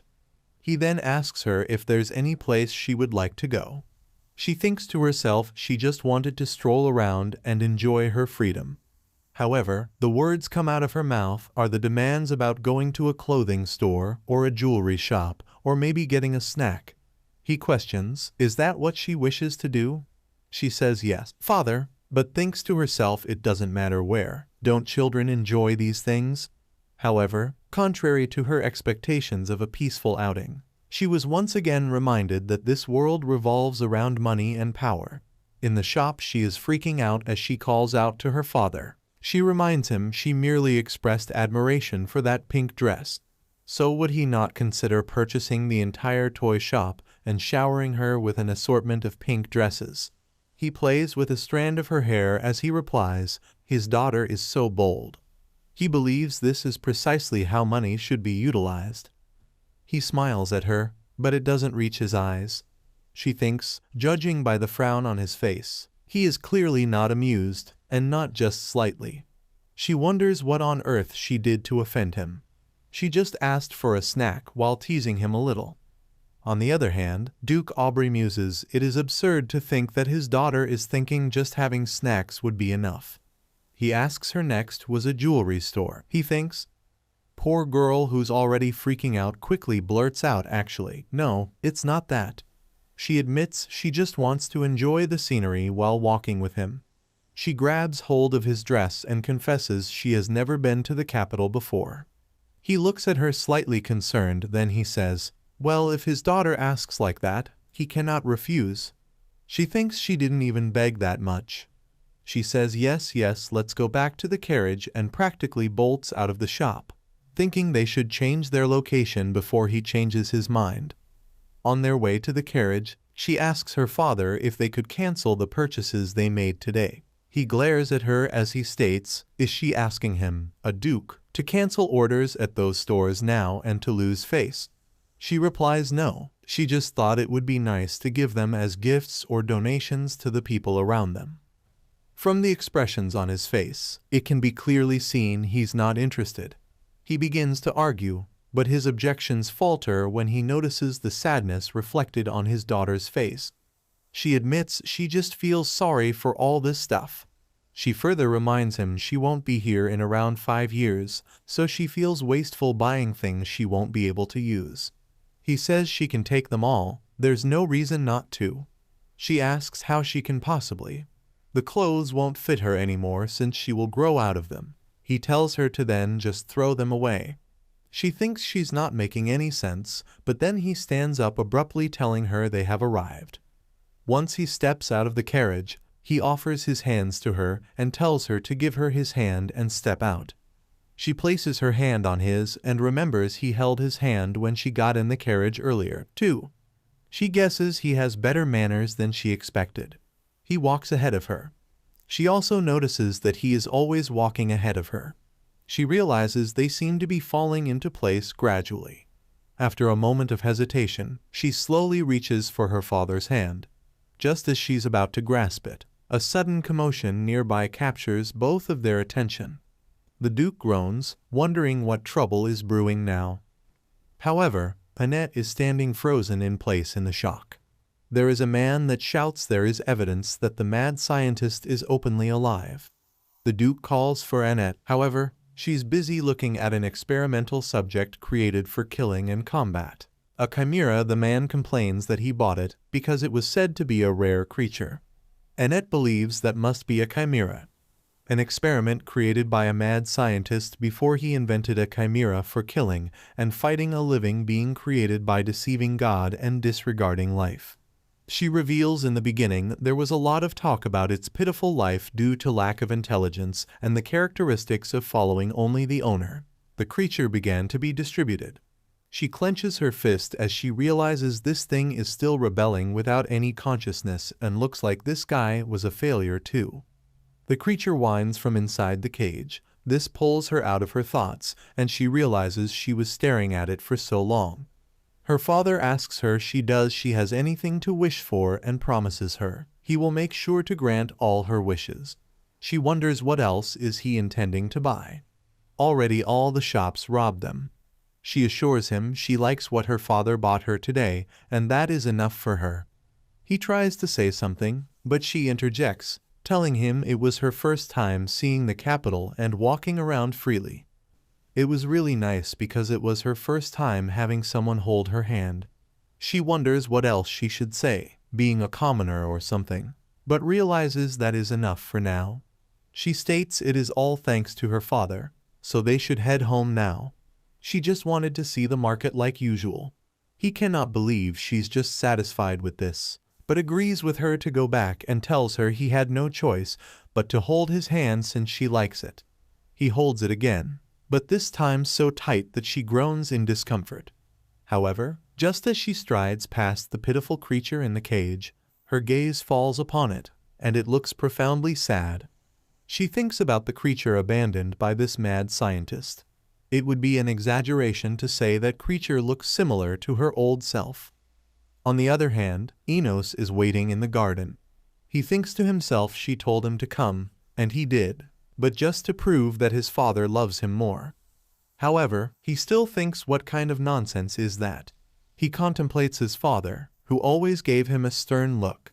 This time he even took his fake kid with him to see the capital. He thinks what does a fake who monopolizes the love of his father and mother know? He believes she dared to imitate his younger sister, who had eyes as pretty as violets. How dare he fool his sick mother? He recalls holding his younger sister in his arms as she stared up at him with beautiful violet eyes of hers. He cannot help but consider the possibility of his sister being alive. When he looks up, he finds Annette in front of him. He admits he thought it was pointless and was just about to go back. She asks him if he doesn't want to know whether his father loves him or not. He answers that his father does not love him. On top of that, he even looks like he actually believes it. Annette thinks to herself she's tired. Come to think of it, it was almost time. She asks him if he knows what is the easiest way to win someone's love. What? He inquires. She states a situation of crisis to the point where they cannot even control their emotions. She darts a glance at his way, and he looks taken aback. Suddenly she grabs his collar and pulls him closer, whispering in his ear that he is going to die. She lets him know in advance this is just a mistake that happened when they were playing. He asks her what she is doing. She lets him know this is absolutely not his fault. He tells her to stop it. She replies she will. Smiling brightly at him, she mentions when his father calls his name first and saves him, she will win the bet. She then pushes him into the lake. She tells him if she wins, he would stop bothering her. However, she jumps after him too. She realizes the water is dark, and it's much wider and deeper than she thought, and it seems cold. She calls Enos stupid, and thinks it is not a shame for not being able to swim right. The Duke is rushing towards them. She wonders what he's scared of. She won't tell anyone. Before the Duke can reach them, Enos has already emerged from the water on his own. The Duke blurts out, asking if he is okay and if he was injured, then immediately instructs his men to call a doctor right away. Enos tries to explain to his father, but falls silent when he looks at his expressions. Duke Aubrey snaps at his son what he was thinking. He reminds him he is scared of water, so was he wishing to die. He whispers in disbelief he knew that. The Duke says what does he think? He doesn't know that and tells him the doctor will be here soon, so he should lie down. Enos realizes he lost. He has never seen his father's expression like this before. The Duke asks him again how on earth he fell into the water. This jolts his memory, and he realizes that Annette is still in the water. He states it was a mistake while playing with Annette. He let his father know they were playing and then fell in the water. Color drains from the Duke's face as he realizes she is still under the lake. Cursing under his breath, he jumps into the lake. Annette thinks it is cold. She saw Aubrey running towards them, so Enos must have been saved. She thinks he was running ahead, as if he couldn't even bother to see her, and she was just trying to quickly get rid of something annoying. But what the hell? She never thought she would realize in the water that she's not good at swimming either. She murmurs she has won. However, another question arises in her mind. How did she know that Enos could not swim? She remembers there was no article that says he couldn't swim. It is amazing how much information comes to her mind, even though it's not from her memory. She lets herself consider what if she dies right now. No more misery, no more revenge. It would just become more comfortable. Just as she closes her eyes, the Duke reaches her and pulls her to safety. Sitting on the grass, her eyes widen as she realizes she has survived. The Duke looks deeply worried for his children. Under her breath, she murmurs an apology, explaining that she was just playing with her brother. She then darts a glance at Enos. She wonders, why does he look like this? Was this too harsh on a kid who couldn't even swim? She further adds this was done after sufficiently calculating the distance. The Duke sighs in exasperation and tells his children they will talk about it later. He let them know he will ask the doctor to take a look, so now they can go back to their room and quickly wash with warm water. They both say yes in union. Later in the room, sitting on the bed, she repeats for 5 days. She needs to lie down for 5 days in this room, even though she wasn't hurt. Mary glares at her with teary eyes as she instructs her to just lie down. The doctor reminds her something big could have happened. She thinks to herself. She guesses she was looking down on her position as the only princess in the empire. She finally agrees. Annoyed, she glances at Enos, who looks at her with sadness in his eyes. She thinks everything is fine, but wonders why she has to be in the same room as him. She can see the expressions on his face and wonders what kind of change of heart did he have to make that face. But tries to convince herself. It will be good, she guesses, and she will get used to it soon. She also admits it was her miscalculation. 4 days later. She's frowning as she reveals they did not let her go out for 3 whole days, and on top of that she has been imprisoned under the eye of Duke Aubrey. Eating, changing clothes, from play to class, all in the name of nursing. She did not know it would go this far, and this is getting on her nerves now. Besides everything else, the worst one is. She asks her brother why he's looking at her like that. He blurts out he wasn't looking at her. Annette reveals this is what they have been doing. They watch her even while she eats, and when she calls them out they pretend otherwise. When she said she was feeling better, the Duke ignored her and asked her if she was a doctor. However, if she stays like this even for a little more time her butt will melt. She jolts out of her thoughts when the Duke comments her complexion has improved a lot.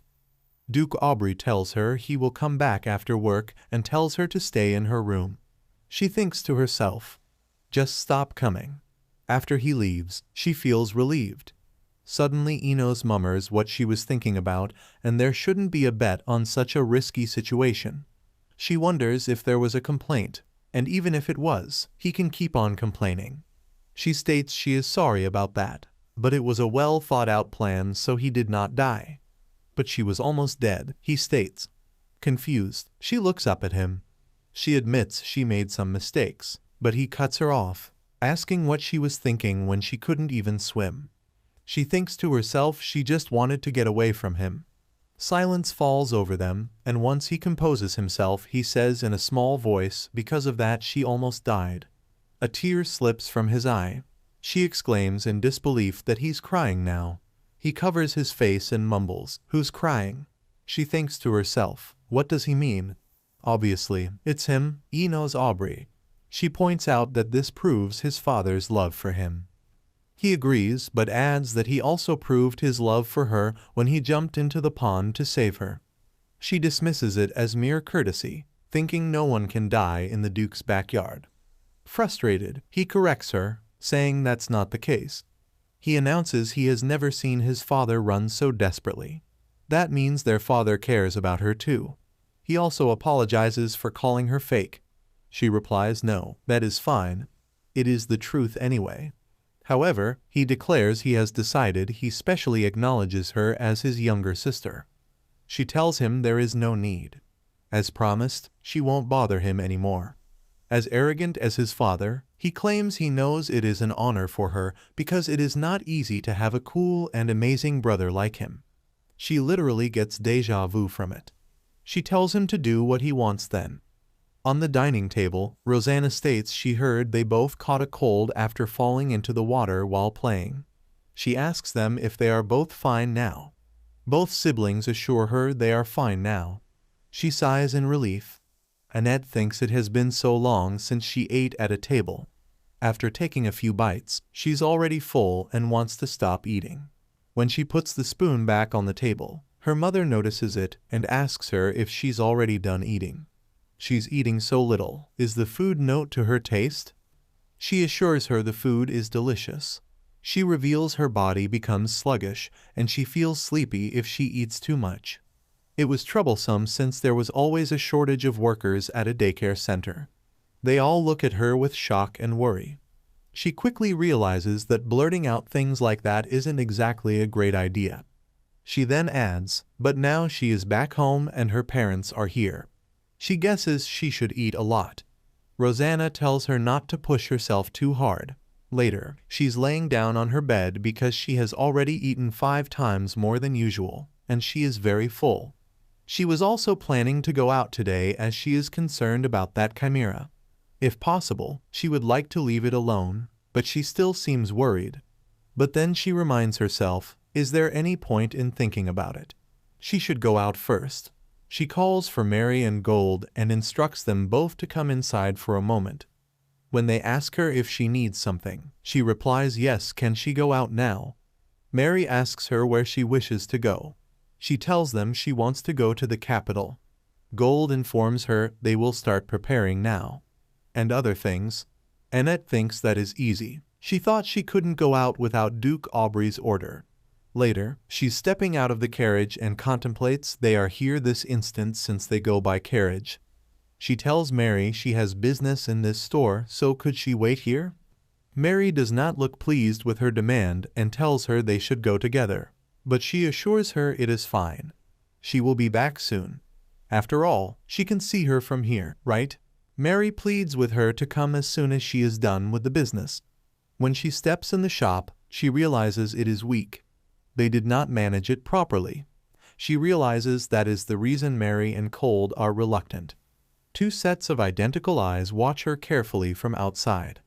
Looking around, she finally spots the chimera. The owner of the shop claims she is precious. She has great eyes, introducing her to a new rare animal. He states he is currently in the process of domesticating it, but it's the perfect breed to tame to her taste. She comments that his condition isn't looking good. Looks like he is dying. Stunned, he quickly denies the accusation, saying there's no way it just woke up not long ago. She thinks what a joke and asks since the condition isn't that good, how much he's selling it for. He says it is an expensive breed, so he is selling it for about 5 million dirk. She is shocked and thinks the monthly cost of living for a family of 4 is 5 million dirk, and a 5 million from a store that violates these basic hygiene laws. Despite her rising fury, she plasters a smile on her face and asks if he got permission properly, and reminds him a permit is required to import rare animals. He cannot just sell it anywhere, so he should first show her permit. When he doesn't show her, she exclaims it is really illegal, and there is a reward for reporting it to the security. He blurts out that cannot be and ends up on 3 million. However, she points out that the animal looks like it is in pain, and there would be hospital bills. She doesn't have much pocket money, so she can give him less than 3 million dirk. He points out in that case he will be left with nothing then. She nods in understanding and states all right, she will give him 3 million dirk. He asks her if she is being serious. She smiles at him and says why not. She would report it to the security, get the reward and come back. That man is quick to lower it to 300,000 dirk instead. She turns her back on him and says, "Is that so? She will be back in a week." Confused, he questions if she is not taking it now. She looks back and questions what if her father gets angry and ruins his store when she takes a sick animal with her. Can he handle it? She thinks to herself, of course, she won't tell him. Even Duke Aubrey could not be bothered for that reason. The truth is, she doesn't have money with her. She feels like she's going into debt to sell clothes or jewelry that are not hers, and it feels bad to ask Duke Aubrey for pocket money. She declares 1 week. Until then, his job is to make sure the Chimera stays healthy. She is determined to make money by any possible means within a week. She thinks that Chimera cannot be used as a human control weapon, and it is a creature with very high intelligence. She plans to train this Chimera, so it will listen to her well and become her good ally after. It's a dark night outside the palace as a shooting star streaks across the sky. The maid mentions how that's about it, and that this is the end of her report. The Duke tells her well done. He continues to mention how the girl left right after she finished her meal and had mentioned how she was going to see a beast. The maid says that is correct. To this the Duke scoffs, mentioning how if the girl had wanted this so badly, she should have just said so. The maid mentions how sensitive the Duke is to hints and how he must have a lot on his mind. She wonders if he'll go visit the lady soon. The Duke says perhaps, before saying they never really know when or where the young lady will go, so the maid must take good care of her. He mentions how the child has been entrusted to the maid since she's among the green wind. The maid says yes, and that she will take her leave now. She then disappears from the room in a flash. After she is left, the Duke ponders about how the green wind are knights that are fiercely loyal to this family. They are knights capable of overwhelming 20 soldiers in one moment. He thinks about how it was a half impulse to add Mary and Gold to this group, before then recalling how his child can't honestly say what she wants. The Duke is looking forward to seeing her return back with the food made by a chef, as if it were a bribe. Someone then calls to His Grace asking if they may come in. He allows it. The door opens and wind flies right through, pushing his hair back. The Duke tells Shatran that he's already told her to be mindful about her behavior in this mansion. Shatran says yes and asks if the Duke called for her. The Duke mentions how the food has been great these days, and especially the meat. Shatran says it's thanks to the Duke and says that he surely didn't call her here just to say that. The Duke then mentions how she must know his daughter has returned. The Duke mentions how his daughter might come visit Shatran to ask for a favor like last time. Shatran asks if that's really true and when his daughter will come. The Duke says he doesn't know and mentions how it's a bit heartwarming. He tells Shatran to prepare food that isn't so heavy this time. This confuses Shatran, who mentions she was asleep that time and didn't prepare the food. The Duke yells in shock and asks who the sous chef was then. Shatran asks what the Duke is even talking about and tells him the young miss made it herself. This leaves the Duke totally stunned. Shatran mentions how the meat was more tender and flavorful due to the recipe that was given to the talented young miss. She continues to say no way and asks if the Duke thought she made it. The Duke tells her to leave, but Shatran asks him if he did that nervous tick even at the young miss's cooking. The Duke reiterates for her to leave and asks if she wants to be fired or something. As Shatran leaves, she laughs and tells him to go ahead and give it a try. She asks him where he'll even find a replacement chef that can deal with his picky behavior. The Duke then recalls how he told his daughter the food was strange and how he didn't like it, and how he was only eating since it was brought to him, despite it being average. The Duke now wonders if he has ever regretted something this much before. We later see panels showing parts of the room. Our female lead is now looking into a mirror as she wonders what she can sell.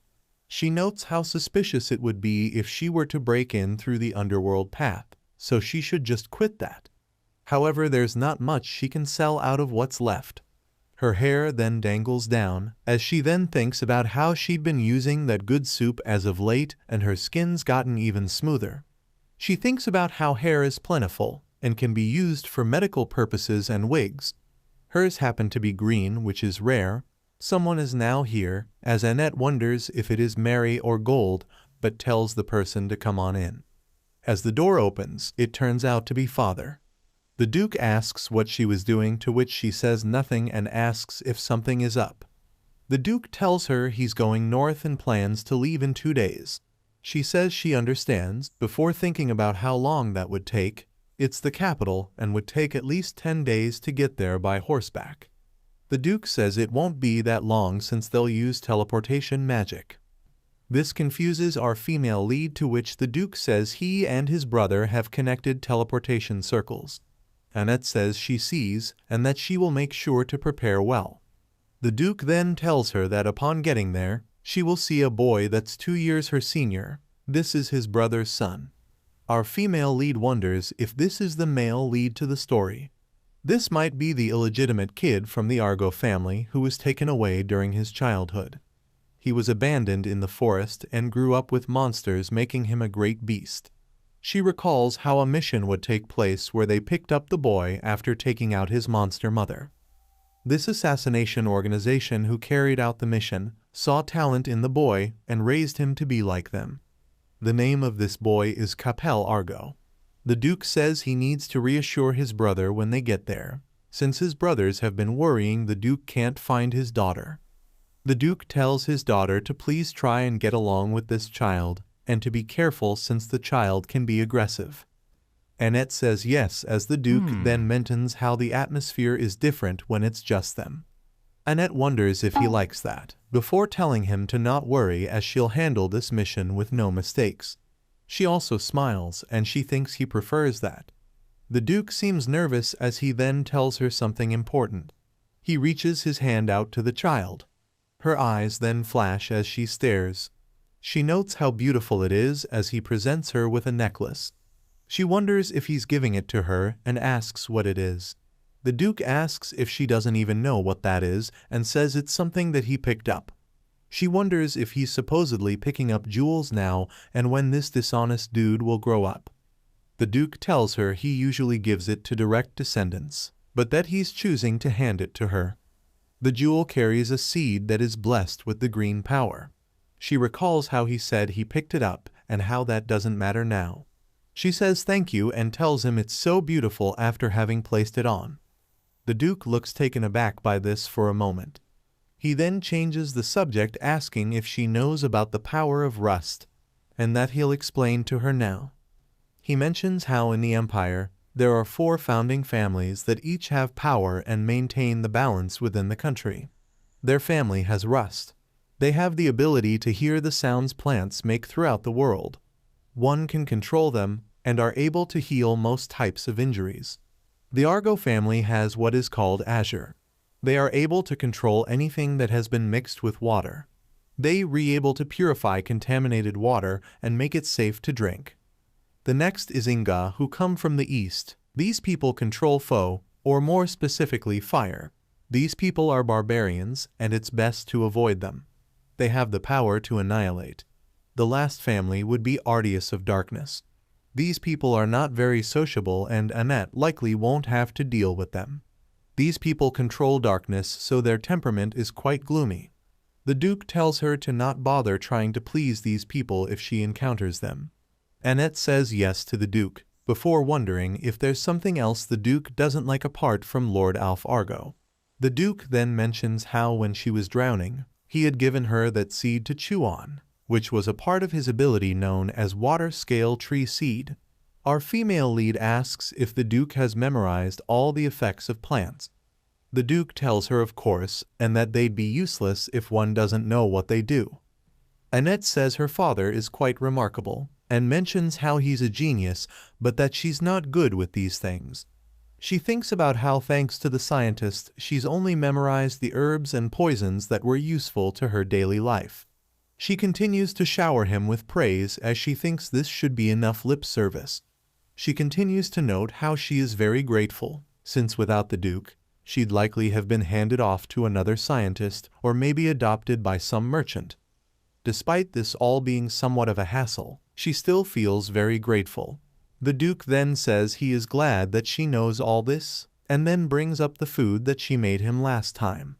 Annette interrupts saying she is sorry for the low quality of that, and that her greed took over when she made a stew with 100 dirk meat. The Duke then says that's not what he's trying to say. He then asks if she said it was 100 dirks. She tells him yes and how she won't do it again. He surprises her by yelling the word who. He then clears his throat and more gently asks who told her that she couldn't do that. She starts to protest, as the Duke says now that he thinks about it. The food wasn't so bad, and so, in his mind he thinks about how it was actually kind of fire and he'd want to eat it again. He then recalls how Shatran said he surely would not be picky in front of the ladies cooking. This all starts to frustrate him as he says darn it internally. The Duke then says that is true, and that he needs to go now since he's busy. Our female lead is a bit confused but then tells him to be careful on his way back. The Duke internally says damn it as he knows he's messed this conversation up. We later see a magic circle activating as lighting swirls all around. We see the father and daughter duo as the Duke tells her this is the north. Our female lead notes how as soon as she had woken up, she washed up and changed her clothes before her eyes were dazzled, and she's now here. She asks him if this really is the north, and thinks about how they got there in only 2 minutes. She thinks about how there's nothing around them and wonders if this space is specifically only used for transportation. We then see a white-haired man appear and yell the Duke's name. He welcomes him here. The Duke starts to call his brother before he gets bear-hugged completely. Annette thinks about how surprising it is to see the Duke get a hug like this and not even look annoyed about it. The man continues to hug her father as she notes how this is Alf Argo. Alf says he heard a child go adopted and asks if it's this one here. Our female lead greets his grace. She thinks about how sudden this was and then takes a few deep breaths. She then tells Alf that her name is Annette Aubrey. Alf says it is nice to meet her as well and mentions how great her etiquette is. Annette says that's from her father's gene, to which Alf says that is correct and how her father is a genius above geniuses. He says since she traveled here in the morning, she must be very tired. He'll get a room arranged so she can have breakfast and take a nap. The Duke tells her it's fine to go ahead if she is tired, to which she says yes, father. Annette thinks about how excited her dad looks and didn't even know he was able to make a face like this. Someone then tells her to move this way to the dining hall. Our female lead thinks about how she's already full. Alf tells them to have a seat as the Duke agrees. Alf then asks a maid where Capel is. The maid says they're getting fetched. Our female lead wonders if the protagonist is finally making an appearance. Alf tells her that his son is yet to have proper etiquette, and tells her to please be understanding. Our female lead smiles and says she will. She thinks about how Capel must just be cautious due to living with monsters. Alf then says she doesn't need to be too formal with him, as Annette then calls him Uncle Alf. Someone then calls to his grace Alf as Annette thinks it is finally happening. It's the protagonist from this world. We see him growling and gritting his teeth together. Our female lead stares silently. Capel continues to make sounds as Annette appears stunned and wonders if he's trying to be a beast right now. Alf looks at Annette nervously, knowing how odd this must be. He then tells them to wait a moment as Annette's father says okay. The Duke then walks toward the door where sounds continue to rain in. The Duke then tells Annette that the heir of Argo grew up with beasts since he was a child, so he's unable to speak. Since they can't communicate with them, they've been unable to teach him anything. He currently only has skills in martial arts and assassination. This causes even the elite of the Duchy and Blue Sky Knights to struggle to deal with him all the time. Annette thinks about how it was actually monsters and not beasts that raised him, and she has no clue what to say at a time like this. She tells her father that she'll try her best to get along. The Duke sighs and says okay. Something in her mind then recalls how the female protagonist of the story should have come here by now and taught Capel diligently. She taught him everything from counting from 1 to 10, and of course Capel would fall for this protagonist. Our current female lead sits thinking about how whatever this voice is should not insert interpretations as it were her own thoughts. Up until now, Annette had felt these were her own thoughts naturally, but they now feel very alienating. The voice said it judged it would be better this way, since it is now the protagonist of its own story. Our female lead starts to wonder what is going on all of the sudden and holds her head, mentioning how this voice acts like her own thoughts. She continues to struggle before someone then grabs her hand. It's her father, who asks what she is doing and if she is hurt. She tells him she just felt dizzy for a bit and thinks about how mentioning what's actually happening would just make her look crazy. In her mind, she starts to feel as though she's becoming a defective product. The voice then thinks about how if its records were poured into it all at once, it'd be unable to bear it. So it decides it would use the technique just like in the novel that it liked. She then wonders if it's talking about the weird book the record showed, and wonders how that record even talks. The voice says it's made up of its own memories, its knowledge, pattern, and everything can be known.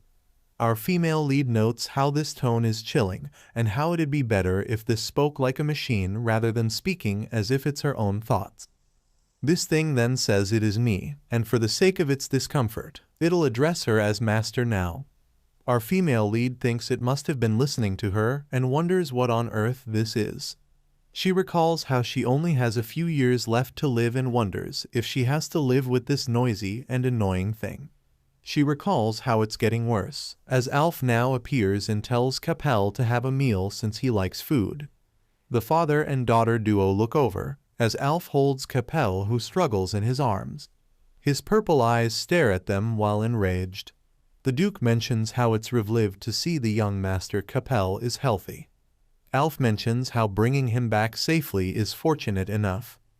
Annette notes how it's quite ambitious to bring Capel to a meal like this and wonders what these adults are thinking treating a child in that condition like this. Of course he would rebel if he had to do something he doesn't want to do. They are using only strength to suppress a child that's lived in a world with monsters. Alf then tells the child to sit down and eat then. He continues to act out before Alf, then yells to stop, which stuns him. He seems to sit quietly now. The Duke mentions how Capel couldn't even sit at the table previously and mentions how this is an improvement. Alf says they've been training so Capel is now able to sit down for meals. Someday, Capel looks a bit sad as Annette stares at him for a moment. She thinks about how this sort of discipline is wrong, but that even if they speak firmly he'd not be able to understand. He'd just think they're yelling at him. Annette thinks he should not be treated like this and then starts to move out of her seat. She goes right before the child and then asks if they should eat over there. Her father yells at her as Annette thinks Capel must not be afraid, and that it's better if he trusts her. We later see her seated on the floor with a piece of bread. Both the adults are stunned as she joyfully eats it. Even Capel is alarmed as he watches her eat the bread. Alf yells at Capel as we then see him joyfully join up with Annette. The Duke starts to speak, but Alf tells him to wait. The Duke wonders what his brother is doing. We see the pair of children happy together as Alf then says he's never seen that kid smile like this. He's moved to tears as we see Capel enjoying himself. It doesn't escape Annette's notice that they brought a whole roasted chicken. It must be hot. Just when the thought crosses her mind, Capel clamps down on it and suddenly shrieks, startled by the heat scorching his mouth. Annette panics, realizing he must have burned the roof of his mouth. With a shrill scream, he flutters his hands wildly, like an angry hen beating its wings. She concludes he must really be angry as the thought crosses her mind that there might not be hot food in the wild. Seeing the condition of his son, Alf steps forward to reach out to his son, but he halts as soon as Annette calls his name. Annette, looking as though the weight of the world rests on her tiny shoulders, sighs deeply before calling a gloomy Capel and stuffing the bread into his mouth. Capel looks like an angry cornered kitten hissing at Annette, but his eyes soften when Annette gently pats him on the back. She beams at him with a radiant smile and remarks, "Good job." Capel hesitantly gazes at her face. She shoves the bread into his mouth again and declares this is a reward for him. He looks annoyed, but his eyes flutter open when the taste fills his mouth. He stares at the bread with his mouth wide open, leaving Annette perplexed until the book explains to her that the bread that he used to eat was the hard and tasteless bread provided by the Assassination Guild. In response, she freaks out, shock written all over her face as she realizes this record book explains useful information from past memories. However, she has a complaint, though it would be nice if it gave a heads up beforehand. Meanwhile, Alf gazes at his son with soft eyes, concern palpable on his face as his son eats quietly. She begins to make her way to the table, and as expected, a quiet Capel trails after her. Capel settles himself on the other side of the table from her. She flashes him a big smile and encourages him to finish his meal now. With a touch of embarrassment, Alf agrees and murmurs a soft thank you to Annette. However, Annette turned out to be a steak shuttle all day that day. Why? Because Capel Argo would not eat anything unless she cut it for him. As she walks down the corridor, she sighs, having lost count of how many pieces of steak she's cut. But the poor girl still couldn't catch a break, as a bump has attached itself to her, hiding behind a plant to remain unnoticed. Annette finds it strange to see the hair of the Argo family acting like this in the mansion. She wonders where all the staff are, and if he has evaded them. After contemplating something, she realizes there is no choice. Putting on the smile she has only reserved for him, she calls out to him, offering her hand to encourage him to hold it. He remains expressionless, and to Annette, it couldn't be more obvious. Out of nowhere, the book issues another alert, startling her. The book reveals there is a training that Capel has received to not show emotions on his face and mostly maintain a blank expression. With a perplexed frown, she wonders, what on earth is this? But soon the realization hits her that he has been trained to mask his feelings, and she reacts with a stunned, no way. The book lets her know her thoughts are correct, and it won't say otherwise. Her irritation is aimed at the book now. She did ask for a heads up earlier, didn't she? When her hand slips into his, she realizes how rough they are. She can't even think of them as a child's hands anymore. In the library, she's hunting for the books to get rid of the ancient language on her forearm. She has not given up on her life just because there's a deadline. She believes if she endures well, she could probably live comfortably with the support of the Aubreys for the rest of her life. Without warning, the book issues a new alert. It reminds her the Aubrey family is walking the path of extinction. The death of Rosamond Aubrey is the beginning of misfortune. As the forgotten fact is brought to mind, she responds with a weary sigh, acknowledging that the Duchess is dying. The image of the Duchess flashes through her mind. Her thoughts then drift to that arrogant Duke who will also crumble. Even Enos comes into her mind. She thinks about how he will be driven out onto the streets.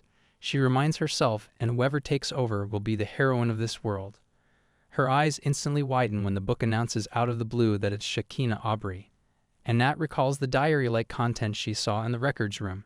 She realizes that is the name of the child who was originally supposed to be adopted in her place. The image of the Aubrey family flashes through her mind. Her eyes widen, and she seems startled when it dawns on her that she's worried for them.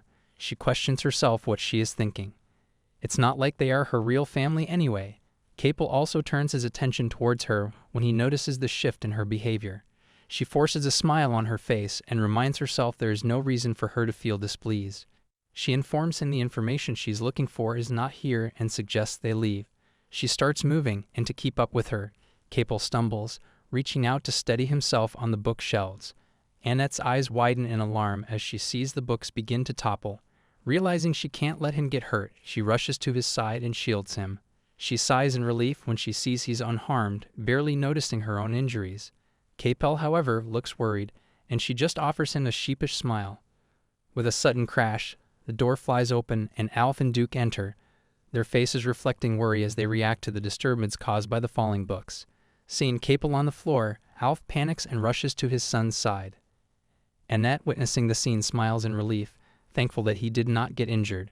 Her attention is, however, diverted by someone calling her name. Her eyes widen as she sees the Duke crouching in front of her. He starts to speak, but she interrupts, blurting out her relief that Capel is safe and seemingly unharmed. Her body language reveals her nervousness as she apologizes for bringing him here without permission. She blurts out if she had taken care of him properly, but she is sharply cut off by the Duke. Her blood instantly runs cold. She realizes he seems angry and wonders what else she might have done wrong.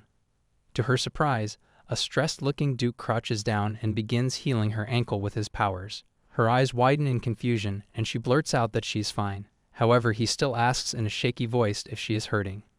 She smiles nervously and tries to reassure him, admitting that it's her fault. She attempts to downplay the situation, saying she'll be fine after resting for a day, and offers another apology. But she trails off as she notices that Duke's expression closely resembles Alf's, who is deeply concerned for his son. With a torn expression, he asks if it seems like he's asking for an apology from her. She remains frozen in shock, her eyes fixed on the deep concern reflecting in his eyes for her. He picks her up in his arms and declares they are going to the room. When she tries to protest, he remarks she is as stubborn as a bear. He asks in disbelief that she was considering walking with an injured ankle. She hesitantly replies she did not want to cause him unnecessary worry by mentioning it, and assures him she is used to it, so it's okay. She is a little taken aback because she did not expect him to pick her up like this.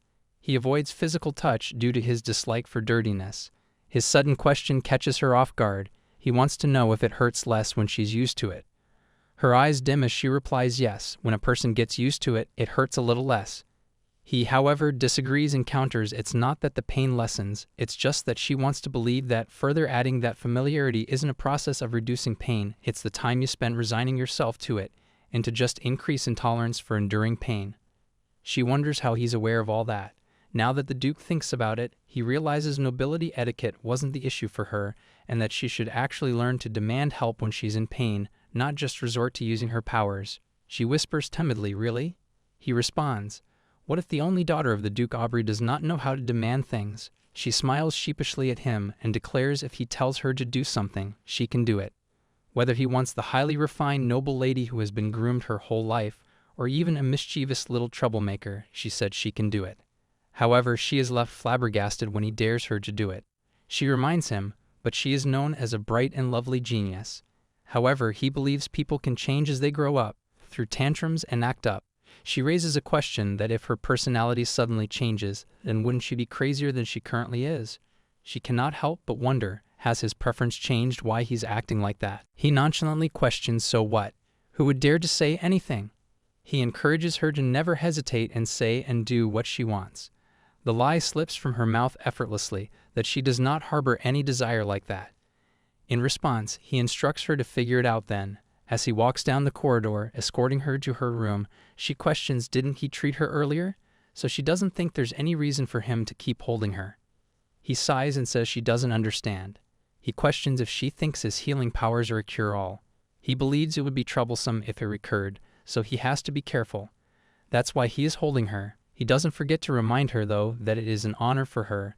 She startles when the book abruptly announces no, it is actually a cure-all.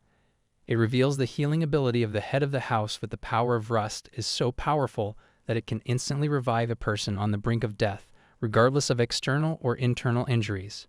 Now that she is focused, the book continues that although it cannot prevent natural diseases, it can heal necrotic skin and even extend life. She then realizes that there's no real need for him to hold her. It dawns on her that he is genuinely worried about her. He lets her know from now on she is not to get hurt. It's a hassle. For the first time, a genuine smile lights up on her face as she realizes he was not honest at all. Upon reaching her room, he sets her down on the floor. She is surprised to feel no discomfort at all. So absorbed in examining her injury, she only snaps back to the present when his voice cuts through the air. Looking away, he confesses he detests the act of healing someone. He admits even if someone were dying in front of him and he could have the choice to save them, he would not save most of the people in the world, because he's not that moral, ethical, or humane. He further explains that if he were to save only 1% of people in the world, half among them would be due to unavoidable circumstances, but the other half would be among those who he would do anything to save, and she falls under the category of them. Her wide eyes look at him as she silently whispers, out of self-interest? Unable to believe that he would do anything to save her, he simply replies no, it's because she falls under the category of those he would do anything to save. He admits their relationship started over a 5-year deal of a contractual relationship, but it does not mean it doesn't matter to him. His eyes filled with tenderness gaze into hers as he expresses his wish for her to feel free to say whatever she wants or needs. And then he completely wrecks the heartfelt family moment by forcing in a reminder that he is a perfect man with money, honor, and even looks. He never misses the chance of showing off in front of his daughter. She slips her tiny hand into his big one and declares she doesn't particularly want anything. He suggests then she should make something up. She sighs deeply, confusing the Duke, who questions why she is sighing. Is she still in pain?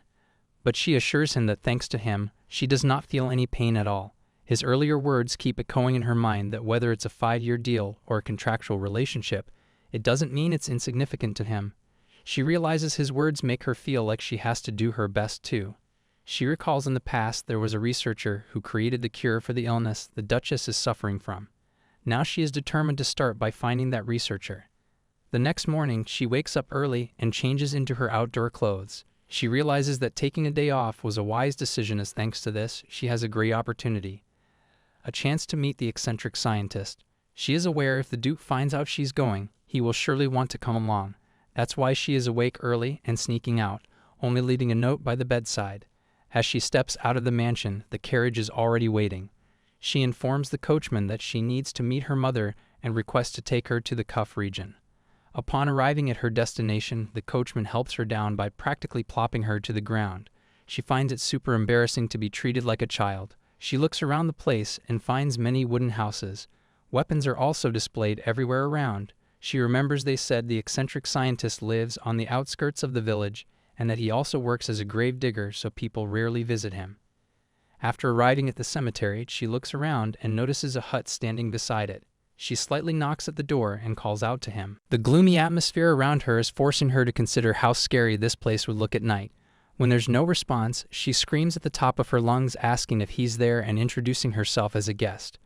When she finally realizes she is not welcome here, she gives up thinking it cannot be helped. However, in case of unforeseen circumstances, she decides to leave a letter, leaving with the hope that they might contact her. Back at the mansion, the Duke looks down at her with a stern, suspicious gaze. The kind parents give when they think the child is up to no good. She blurts out that she went for a walk. However, her deer-in-the-headlights expression suggests otherwise. When she continues to receive the deadly glare, she clarifies she did not do anything strange, trying to reason with him that she did not do anything risky either and was just really a walk. She tries to convince herself as well that she did have a walk of sorts. Unsure whether his anger will subside after her explanation, she decides to use his weakness against him. Clutching his jacket, she smiles and points out it's the first time he's come to see her, promising that next time she'll wait for her father. Her father, aware of the brat's attempt to manipulate him, but still unable to resist her cuteness, sighs and rubs his forehead in frustration. He decides to drop the subject and instructs her to go inside for lunch. In the dining room, her uncle is present too. After she's done eating her meal, she excuses herself but is stopped by her uncle, who needs a moment of her time. He expresses his desire to apologize to her. Annette looks surprised that he's willing to apologize. She also believes Duke Aubrey would not appreciate him apologizing. Alf states he never imagined that Capel would evade the guards and go after her. He also heard she injured her ankle and wants to know if she is all right. He then addresses the Duke, admitting that he caused him a lot of trouble. Annette starts to protest, but is cut off by her father, who agrees that he caused him trouble. She gasps in shock, wondering what's wrong with this guy. Alf can't contain his laughter and bursts out laughing. When faced by the offended Duke, who demands to know why he is laughing, he explains this is the first time he has been so curt. Alf also acknowledges he was too careless and that his son has such exceptional skills that even his knights struggle with him. He admits he should have been more cautious. The Duke murmurs it must be very frustrating for him. He doesn't deny it and still apologizes. He also clarifies on his son's behalf that Capel did not intend to hurt her. Annette giggles nervously and assures him thanks to father, she's all right. Now that they have resolved the issue, the tension palpable in the air dissipates.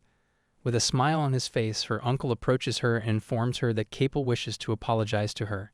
He is eager to take her because his son has never asked him for anything, but for the first time, he came looking for him just for Annette. After listening to him, she reaches for his outstretched hand. However, the Duke swiftly grabs her hand and pulls her behind him, quickly asking if she's all right. Alf tries to reason with him, saying a mere touch isn't going to hurt her, and he's being overly dramatic. Yet the father insists that his daughter is so tiny and small, even a breeze could knock her over. Realizing that the Duke's excessive concern for Annette leaves him with no other option, he instructs his men to bring Capel in. A hesitant and tense Capel enters the room, his nervous energy palpable. Annette feels bad for him, as there's no need for him to be sorry. It was a mistake. Standing in front of her, he awkwardly thrusts some flowers at her. When she gazes at the flowers with confusion, Alf explains that it's a flower set to bloom only for those who inherit the blood of the Argo-ducal family. She takes the flowers from his hands, and with a bright smile on her face, she thanks him. Out of nowhere, he struggles to whisper his name. She smiles reassuringly and tells him that his name is Capel. When he remains silent with a bewildered, puppy-eyed look, she understands he might be asking for her name. She introduces herself as Annette. Before she can react, he leaps into her arms, calling her name with a beaming smile. Given the look of sheer panic on the Duke's face, saying he is merely displeased by the hug would be an understatement. In contrast, Alf displays his puppy eyes, pure awe evident on his face seeing his son speak. After that, the Duke announces their departure. Alf expresses his gratitude to them for coming and also insists that Annette must visit them again next time. She smiles brightly and promises to, if she gets the chance again. Capel whispers her name, prompting her to shift her attention to him. She promises to visit again and makes plans about studying and having conversations together again. In response, he simply whispers her name again. She wonders if her name is all he memorized. She points out that what she's talking about is study, and her wish to study hard together and meet later again. She waves with a beaming smile as she glances back one final time. Alf responds with a similar gesture, and Capel watches her with a look of sheer fascination. After that, she practically runs out of there and a panicked expression appears on Capel's face. She admits to herself she feels like a parent sneaking out, leaving their child behind. A few days later, a crisis far greater than falling off a shelf unfolds. It's the kind of major crisis that occurs only a few times in life, and it seems to have arrived today for her. The maid's eyes are filled with sadness and shock, and even Aeneas appears frozen in disbelief. The Duke's narrowed gaze is fixed on Annette, his expression one of genuine perplexity as he asks, "Are you crazy?" Wearing a bob haircut, she realizes her hair was too conspicuous. She nervously giggles to downplay the situation. Yet she knows her green hair, rarer than she had thought, was actually quite valuable. Well, in exchange for them, she brought back the Chimera, who was glued to her side, not wanting to face the wrath of the Duke. She also, on her way back, reported the household to the guards. She knows by now guards and inspectors must have swarmed in to uncover everything. She snaps out of her thoughts when the Duke asks her if by any chance someone did that to her. His expression changes into sheer panic. Her face pales seeing the over-concerned father making an appearance again. She is quick to clarify there is no such thing. It's just that her long hair feels uncomfortable. However, the Duke demands to know why she cut it herself instead of asking someone to do it. The excuse that slips from her mouth is just a change of mood. But in reality, she knows it was actually to buy an animal. Her father then questions Enos if he's not going to school today. He replies today his class got postponed. But soon the brother realizes that his father intends to lecture Annette, and this is his way of saying leave. He gives his sister one last panicked glance, then dashes out of the room like his tail is on fire. He instructs Annette to sit down. She settles down, feeling like she's sitting on a thorny mattress. He calls her name, to which she blurs out yes. He questions her if she really thinks that he does not know what she is doing. She exclaims that he's a genius after all. Obviously he knows. She thinks if she does not flatter him enough, she will definitely die. He sighs deeply and states he is aware she's setting her own boundaries. He acknowledges she also has her own thoughts, and that is the reason he tried to turn a blind eye. But if she starts taking herself lightly, he believes he has no choice but to control her. She quickly tries to clarify that the reason is not that big. She wants to explain to him that this is not a normal animal. She doesn't know what to say so that she's able to raise a chimera. His stern voice cuts through the tense air as he demands to know that if she wanted to buy an animal, why did she cut her hair and sell them for it? He admits to herself what he's saying is right, but it's not a simple reason. It's because of the shortage of money. However, she is aware that if she does not get herself out of this mess, he will start to monitor her every move, and she still has many things to do. Finding no other way to save herself, she starts sniffling. With tears brimming in her eyes, she states that she just wanted to do something with the money she made. After that, she uses the second strategy, which is cuteness strategy. She puts on a cute smile and pleads with him not to be angry and admit she was wrong. Her strategy successfully works on him, but he knows what she is doing, so he almost shouts at her to not think that everything in this world can be solved by being cute like that. However, she only hears the part where he called her cute. He then also reminds her if something happens to her, her mother will be really upset. She replies yes, she knows. His eyes then trail to the animal still glued to her side. He inquires what animal it is. According to the search result, the scientific name is also animal. She is surprised he has already searched it. She only comes up with a simple reply that this is a rare animal. He, however, reminds her that if this rare animal is detected by the Administration of Foreign Trade that she hasn't even reported to, she will be arrested. He also warns that they might take it away if it's not removed. She gets lost in deep thoughts. There is even a hint of worry on her face. However, to get him on her side, she comes up with another strategy. She admits to him that seeing that animal in the store's cage makes her feel really bad, and that it reminds her of the past self of her. His demeanor suddenly changes, indicating that she is getting to him. She further goes on saying that she just thought he would not like it, but he cuts her off and tells her not to belittle herself and pay attention next time. She smiles in relief, thinking she passed. However, he still lets her know that after dinner he will inspect the animal thoroughly to see if it is worth keeping. He then talks about the initial reason for which he had summoned her in his office. He announces starting from next week, she will attend classes. He also reveals one of the classes is about Mana Stone. Instantly gets her attention and her eyes widen. He asks her how she was aware of the mana. He reveals he did some tests according to what she said and found out mana stones actually contain many different forces that only melt at special temperatures. She thinks about the name given to that man, crazy scientist. It's not like he got that name by accident before doing the chimera synthesis test. He conducted a mana stones synthesis experiment. She also thinks about how if it weren't for 987 degrees temperature, she would have known the mana stone would not melt. However, she's aware she cannot be truthful about this. Anyone who would look at her will think she's a strange person. So she just smiles gently and states she just knows it. He lets her know Mana Fusion is expected to be commercialized soon and he'll show the contract later.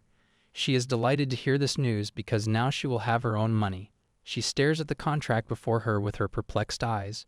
She points out that he has made a mistake. However, he nonchalantly replies, "What is she even saying?" He checked carefully and did not see anything strange. She points at the specific sentence to show him the percentage of profit he is sharing with her. However, he keeps up with the act and says he doesn't see anything wrong there. She tells him not that part, but the other, and he's looking at the wrong side. She approaches him and stands by his side to make him see clearly and points it out. She believes another 0 has been added. A gentle smile appears on his face, with an unusual softness in his eyes. He murmurs there are 2 zeros for a reason. It dawns on her that he's not giving her 10% of the profit, but all the 100. She looks away, flustered, and lets him know this is going to be a huge hit. Then he will regret it. He reveals the reason he is doing this. Since she does not accept what he gives her, he has no choice but to give her everything she earns. She thinks to herself he will regret it, but then rethinks again because he practically monopolizes most of the Empire's commerce. She expresses her wish to revise the contract a bit and declares her intent to transfer the exclusive distribution rights to the Duke's house in case something happens to her. He looks at her in disbelief and repeats her words to make sure he heard it correctly. She shrugs nonchalantly and says they never know what might happen. She picks the pen up to sign on the contract that transfers her rights to him, but he snatches it away saying no need for that. She tries to reason with him that it will be such a waste. She wants to blurt it out that if she does not develop the Duchess medicine, both she and him will die. However, regardless of that, she's going to die anyway. She knows that. When she does not say anything, he just narrows his eyes at her. She points out that he can put such a clause in the contract, but he makes it clear in no uncertain terms that it won't happen. Out of nowhere, he remarks she's doing her part well. This catches her off guard, and she looks at him in confusion. He clarifies that what he meant was seeing her makes him feel like his daughter really came back to life. Her demeanor suddenly changes, but he remains clueless to that. He shuts his eyes as if in pain and murmurs that he just couldn't help but think if she had grown up safely, she would have been like her. Her small frame suddenly looks vulnerable. She responds that is fortunate. That means she is doing well in her role as a daughter. He agrees, but then changes the topic. He wants to tell her about the snacks he bought for her, but she cuts him off, saying she has a lot of work piled up. Without waiting for his answer, she bolts out of there. Confusion and unease flicker in his eyes as he watches her walk away. Annette's eyes are filled with sadness as she wonders about what she just did, making up an excuse that she had work piled up. Who'd even believe that? She berates herself for forgetting that it is just a contract adoption. She admits at some point she started to mistakenly believe that they are a real family. However, she reminds herself that to the Duke, she is just a girl playing the role of his daughter. And it's natural for him to think that way. The chimera who meows like a cat gets her attention. She cuddles with him and remarks that he's quite clingy. Her eyes are filled with an unusual sadness as she coaxes herself to not get too upset. It's just as it is. She's not a real daughter, just someone doing a stand-in job well. Her thoughts then drift to how things are going according to the plan. When the synthetic mana stones are revealed, she would receive an invitation. The Empire's most influential scholar will be chosen as Scholar of the Year, and the association invites and shares knowledge with the scholar. It happens in the Imperial Scholars Association. It's called a conference, but it's actually a banquet. She remembers the crazy scientist being selected as Scholar of the Year at the autumn banquet with synthetic mana stones. She believes in 2 weeks the mad scientist would probably have completed his development. She also thinks regardless of the autumn banquet that's 2 months away, she will present her business in 2 weeks. Her plan is to make him watch how his time and efforts get stolen right before his eyes. When she looks at the curled-up animal in her arms, it hits her. It doesn't have a name yet. She wishes that, even if she's gone, it lives long. After thinking for a moment, she names the animal Chess. Her reason for naming him, that is because of her wish for him to cunningly survive any difficult path.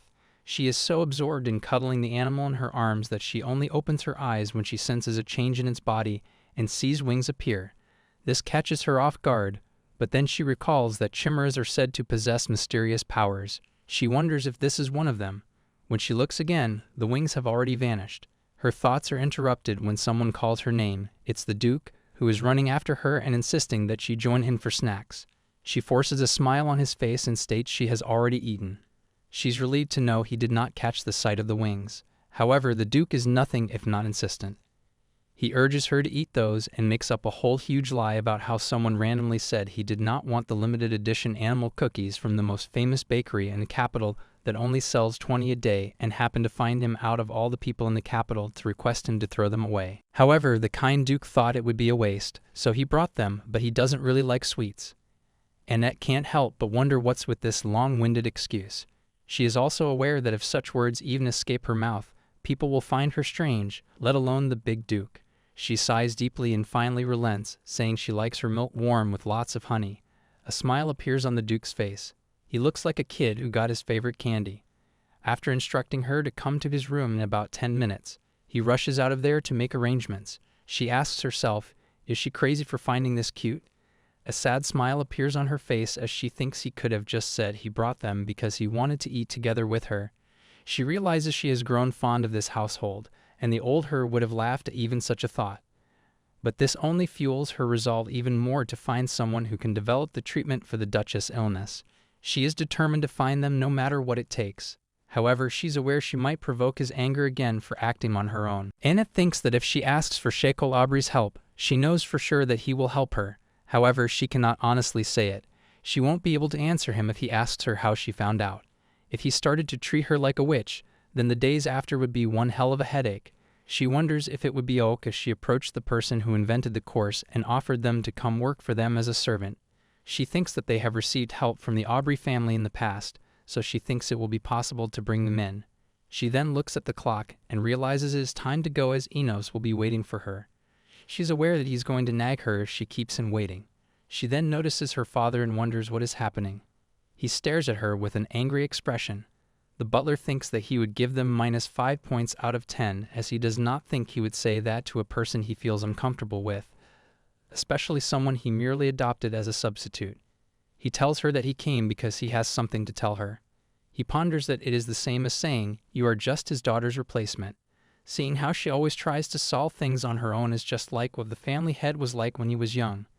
He thinks if only that scoundrel Pedro did not run his mouth. He looks at her and wonders how does this pesky little thing resemble him. He thinks she's always making him worried. He tells her that it is true that she reminds him of his own daughter whenever he sees her. Even so, he has never thought of her as his daughter, and it does not only apply to her. He thinks about it often when he sees kids around her age. He states that there's a huge difference between both of them. She tells him that means he is fond of her, right? He responds that is incorrect, and he cannot come to be fond of anything. She wonders, what the heck? What is this rebellious phrase that sounds like peak puberty? She questions. Isn't it sad not to be fond of anything? He tells her the moment he becomes fond of something that will become his weakness. This makes her a bit stunned. He continues that it will suffocate him and eventually be taken away from him, so it is better if he doesn't come to be fond of anything. She clenches her fist and responds that he should continue to not like her. He asks her what does she mean. She tells him it just crossed her mind. She knows it is because she will leave him someday.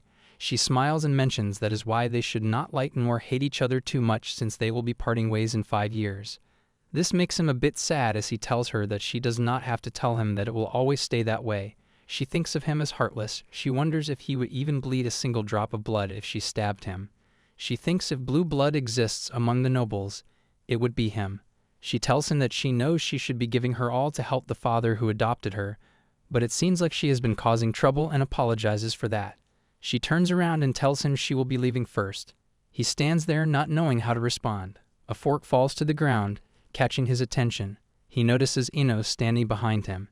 Enos, with a terrified look, asks him if he has been discriminating against the adoptive child, stating no matter how much he dislikes her, he's the one who brought her home. So how could he do this? Alf is taken aback as he tries to say that is not the case, but Enos cuts in and asks him that he talked about parting ways, and what was all that about. Meanwhile, Annette wonders that he heard everything and thinks if he did not Enos him about the 5-year contract. Alf mentions it is not something he should be concerned about.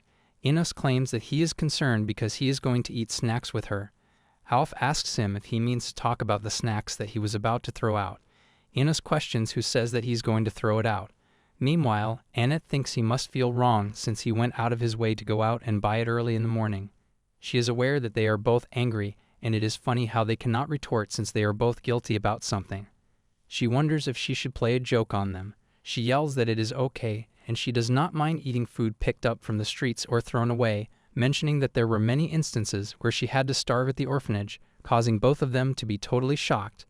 This makes her wonder if she went overboard. Enos comes over, telling her that the milk has already gone cold. She runs and states he should wait for her. After some time, she asks him if he is mad. He responds that he is not. He tells her to eat everything, but looking at all the food, she responds that she does not think she can eat everything. He states still she should have as much as she wants, and he will go warm up the milk. She notices one of the cookies and finds it really cute. He's glad she finds it cute as he stood in line early in the morning to get that. She mentions that she should thank the person who discarded these cute cookies to him, but regardless, he's the one who brought the cookies. She states that he was trying to dispose of them, right, and she's so proud of him that he did not. He's totally shocked as she wonders if she's teasing him too much. He gives her another one and asks her to have that too. Anyhow, it was a peaceful day for her. Alf was very shocked though. Annette called her as she went to him. She asks him if he actually bought her a gift. He tells her that unlike Enos, he acquired these snacks from a factory he personally visited, whom he then signed a contract with upon inspection. She was totally confused as he even told her she does not have to thank him. She ponders that she wants to ask him what is the meaning of this. She tells him that he bought the snacks along with the factory, and it is her first time receiving a factory as a gift. Not to mention she won't be able to operate it. He tells her that he will handle its operation, but the profits will go to her. She tells him, but she has never accepted such a grand gesture before. He states that you will only be receiving them more often from now on, so she better get used to them. She ponders that perhaps she's not cut out to be a noble, as this is already making her heart pound so fast out of fear. She thinks that she will just let him take care of it. She knows she's going to be chased out when his real daughter appears anyway. But then she's totally confused as she realizes what is going on with her head. That's not what she was thinking anyway, but someone says that it is what she actually thinks. She wonders if it is the Book of Records. It slipped her mind since it has been so quiet. She knows that is what the peculiar Book of Records is mistaken about. She wishes for them to stop talking as if they are her thoughts. She thinks, by the way, rather than being adopted. Is Capel the actual daughter of this household? She wonders, was not the Duke's actual daughter supposed to be dead? As Bookie, the peculiar Book of Records, states it won't be responding to prevent misinformation from being spread. Annette wonders that it's just a book, but it's acting petty. She thinks that it is sulking. She means it's not an invasion of privacy to read her thoughts whenever it wishes. Besides, it looks like the name Bookie is to its liking. Bookie says that it has simply provided her with a special, incredible, and unique power, stating that Capel is indeed Duke of Aubre's biological daughter. Annette ponders that Bookie is saying his real daughter is alive, thinking then perhaps it would be better for her to go looking for her and receive the award. Bookie tells her this is found in the records. She asks Bookie if it is suggesting that it might not be the case. Bookie responds that precisely these are found in Master's records. This is exactly what is written in her records. However, it is the victor's permanent right to leave whatever they wish from their perspective. Just like how a horrific tyrant is glorified to be a wise king after attaining victory. Unlike a myth, it could actually be written as the truth. So what Bookie is trying to say is that Shekinah is a fake, and she was pretending to be his daughter. She asks Book of Records if that's what it's trying to say. Bookie corrects her that it is not Book of Records but Bookie. She tells her that the world recognizes Shekinah as Duke's one and only daughter. This will remain as the undying truth unless the real one emerges. Annette realizes that means she has to go look for the real daughter, not the fake Shekinah, but his biological daughter, dead or alive. Right then, the Duke calls out to her. He asks her what is she thinking so deeply about that made her unable to answer him. She stutters and questions if she is finding it hard to believe that she will become someone formidable. She wonders if he told her something when she was talking to Bookie, as she did not hear him say a word. She responds yes, of course, because she was not born a noble. She thinks that she should just gloss this over. He tells her it does not matter because she is the sole lady of this household. The others do not have daughters after all. She thinks that is right. The other dukes do not have daughters. That is why it caused quite the uproar when the news of Shekinah Aubrey's adoption hit the papers. As if it were solely for Shekinah Aubrey, circulating around her at the center of all, as if it were to create her very own world. He tells her that White Season is soon approaching, so she will see it by herself. She asks about White Season. He tells her to just think of it as a meeting between the 4 dukes and the Emperor to share their opinions. Those who are bearers of the 4 powers have to report to the Emperor periodically and exchange intel. Before discussing important issues in state affairs, they normally discuss them one step ahead in these meetings. She thinks this is expected of the Duke, who possesses special powers and is very influential. She asks him why it is named White Season. He tells her it is nothing grandiose. The Emperor came up with the name when he was met with a magnificent defeat in a card game. She's confused as she asks him what is he saying. He tells someone all the colors are combined, they become white, so he guesses that is his motive. He went into a frenzy saying he was swindled after losing all 3 cards, rambling on about how he punished them for defaming the royals. She questions if he said it was a fraud even though it wasn't. He responds that of course it was a sham. Anyhow, this meeting is supposed to be held regularly unless something urgent comes up. It is held twice a year for about 5 days. During that period, he has to stay in the Imperial Palace, and he won't be able to return to the mansion. She ponders that she thinks he just glossed over those ridiculous claims.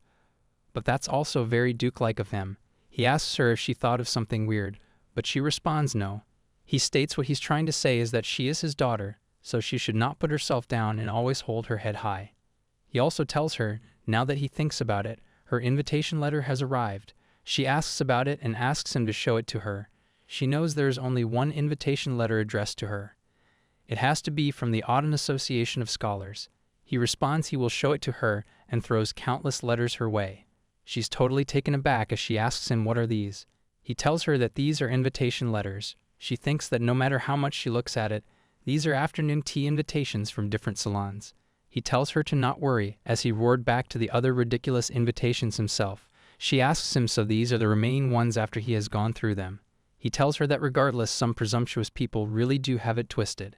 She asks him if these are only afternoon tea invitations. He responds mostly yes, but there is also a banquet invitation from the Imperial Scholar Association.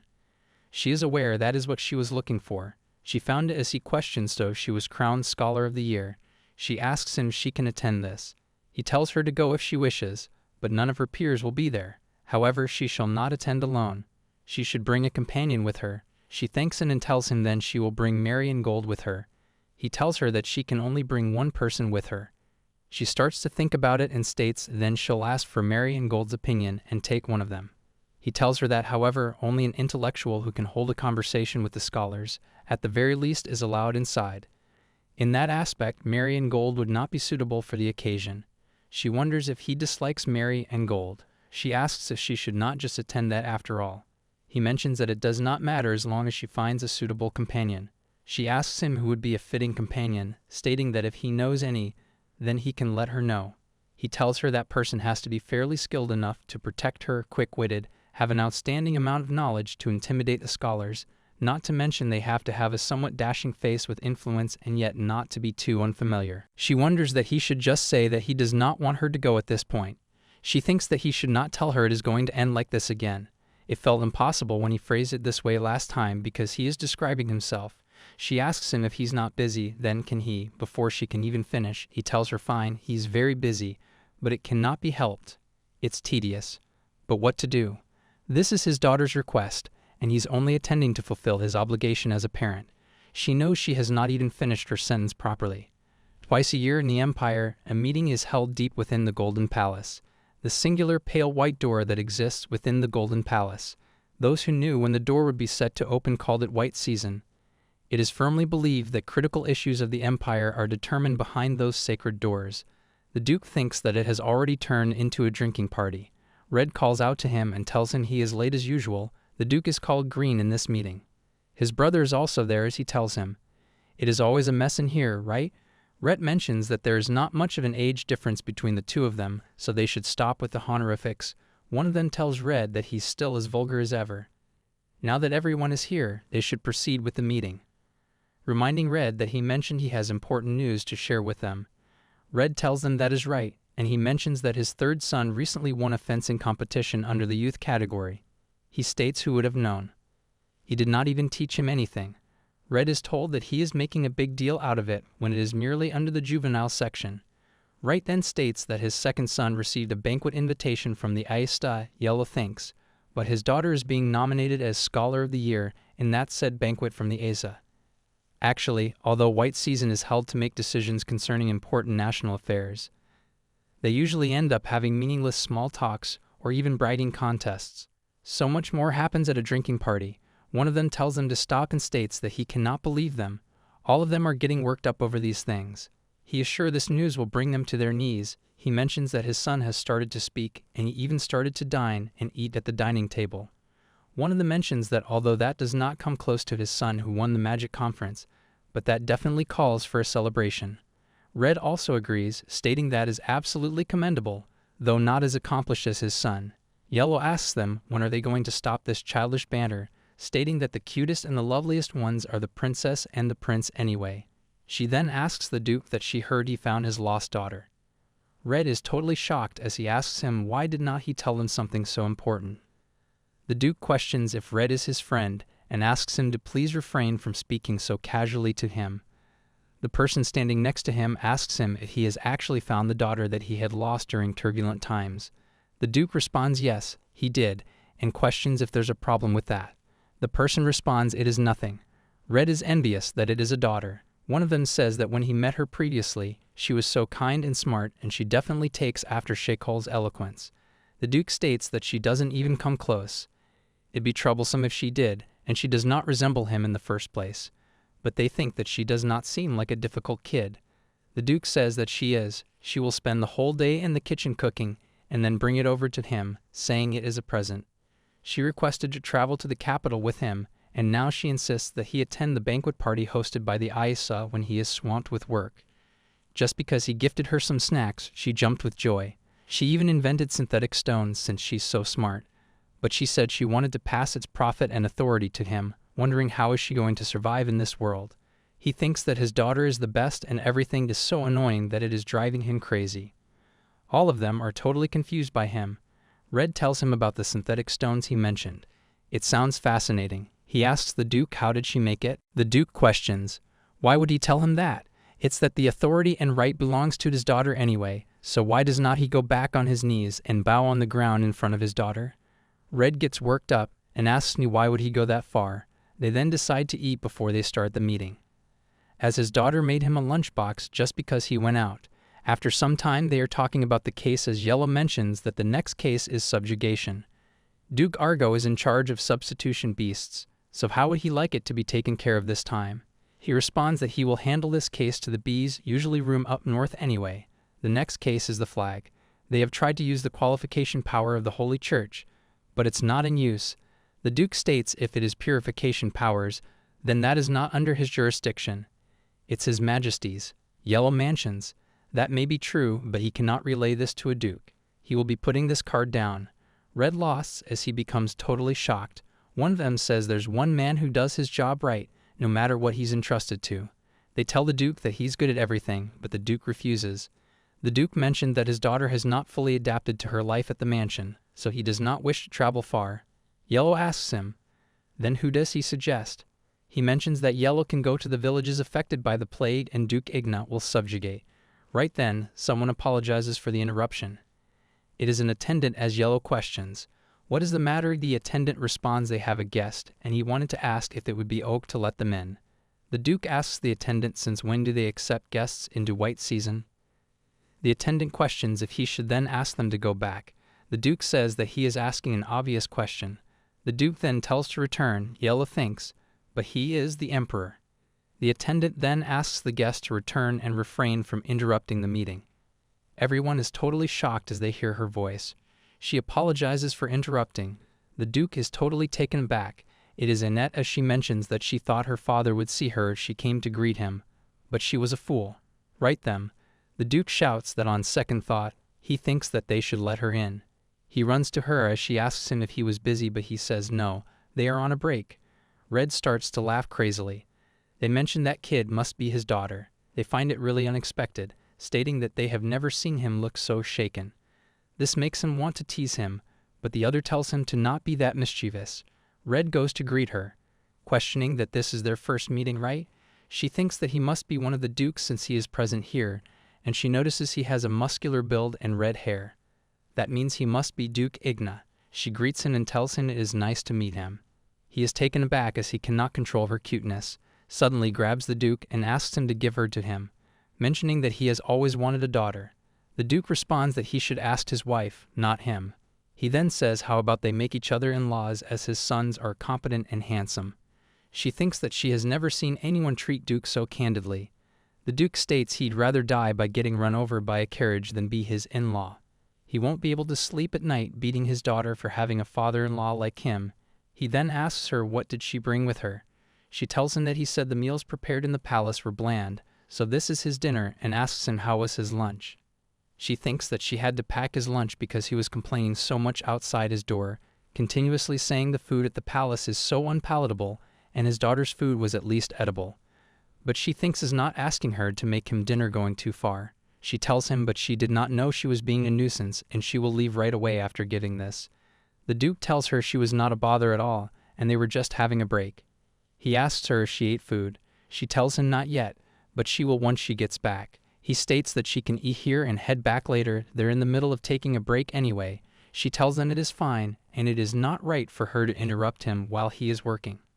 He states again that is the thing, they are having a break. She wonders so he's asking her to come in and dine. She does not want to. She thinks that if she goes in, she will have to eat sitting at these men. Thinking is not the one inside the Emperor. She finds it so burdensome thinking she's going to get indigestion if she eats here, and she really doesn't want to. However, she'd rather not deal with an upset and grumpy Duke. She tells him yes, she wanted to stay with him and introduces herself to everyone. The Emperor tells her he is sure it was not easy to come all the way here, and he is proud of her. She wonders if he is the Emperor. Everyone talks about her as the Duke states that his daughter is not an object. She wonders should not the Emperor of an empire have an intimidating image as she looks at him. One of them calls her a cursed lump of mess. The Emperor stands up, questioning him about what is he saying. He states that she will live for another 7 years at most, and she is going to die soon. She is totally shocked as she wonders how does he know. The Duke pushes him to the ground and mentions that he crosses the line with his words sometimes. He lacks the virtue of knowing when to speak and when not to. The Duke even says that he knows he's just living in his own world, but he likes the social skills to step into the society. Everyone tells that you to stay away from him, and how can he push him? She thinks that there was also a saying that the rulers on earth also rule over curses and that. He mentions that he was just telling the truth, but she suddenly runs to him. He becomes shocked by that, and the Duke gets jealous. She asks him if he hates her, even if she's starting to like him. She whispers to him that she is aware what he is trying to say, so it is best if he does not say anything. She even says that she is fully aware when and how she will die, but he does not know that because she is contracting to be here for 5 years. She never planned to tell the Duke about her condition. Even if she tells him outright, there's no solution to this anyway. If there was, the mad scientist would have done it a long time ago. She wishes for him to keep it a secret. If he does, it will only make him worry about her. He asks him if he can please do that. The Duke suddenly grabs her. He tells her she should not go around hugging strangers and definitely not this weird Four Eyes, making him totally shocked. She then says that she was happy to see him since he is a friend of the Duke. She notices that Duke Argo is present here as well. She states that is because that handsome uncle told a funny joke and she thought he was being friendly. They then ask him if he can care enough to explain what he said earlier. He responds nothing, and he guesses he was mistaken. He apologizes for the terrible joke and states that he will step out for some fresh air.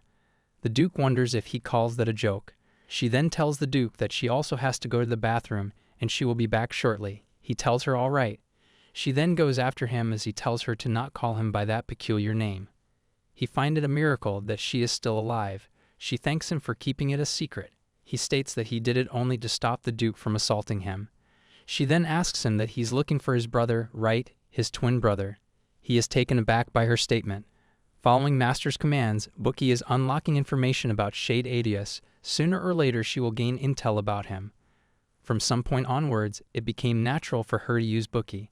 Her personality is quite foul. She asks the dude to please head to the Red Rocky Mountains. There's a slight opening at the peak, enough to fit a small child. He asks her how does she know about that. The family of Adios has a terrible tradition. When a twin is born, the weaker child is sacrificed to make the other one stronger. The current Duke is the younger of the two. Before the brother he used to play with was sacrificed, they were extremely close.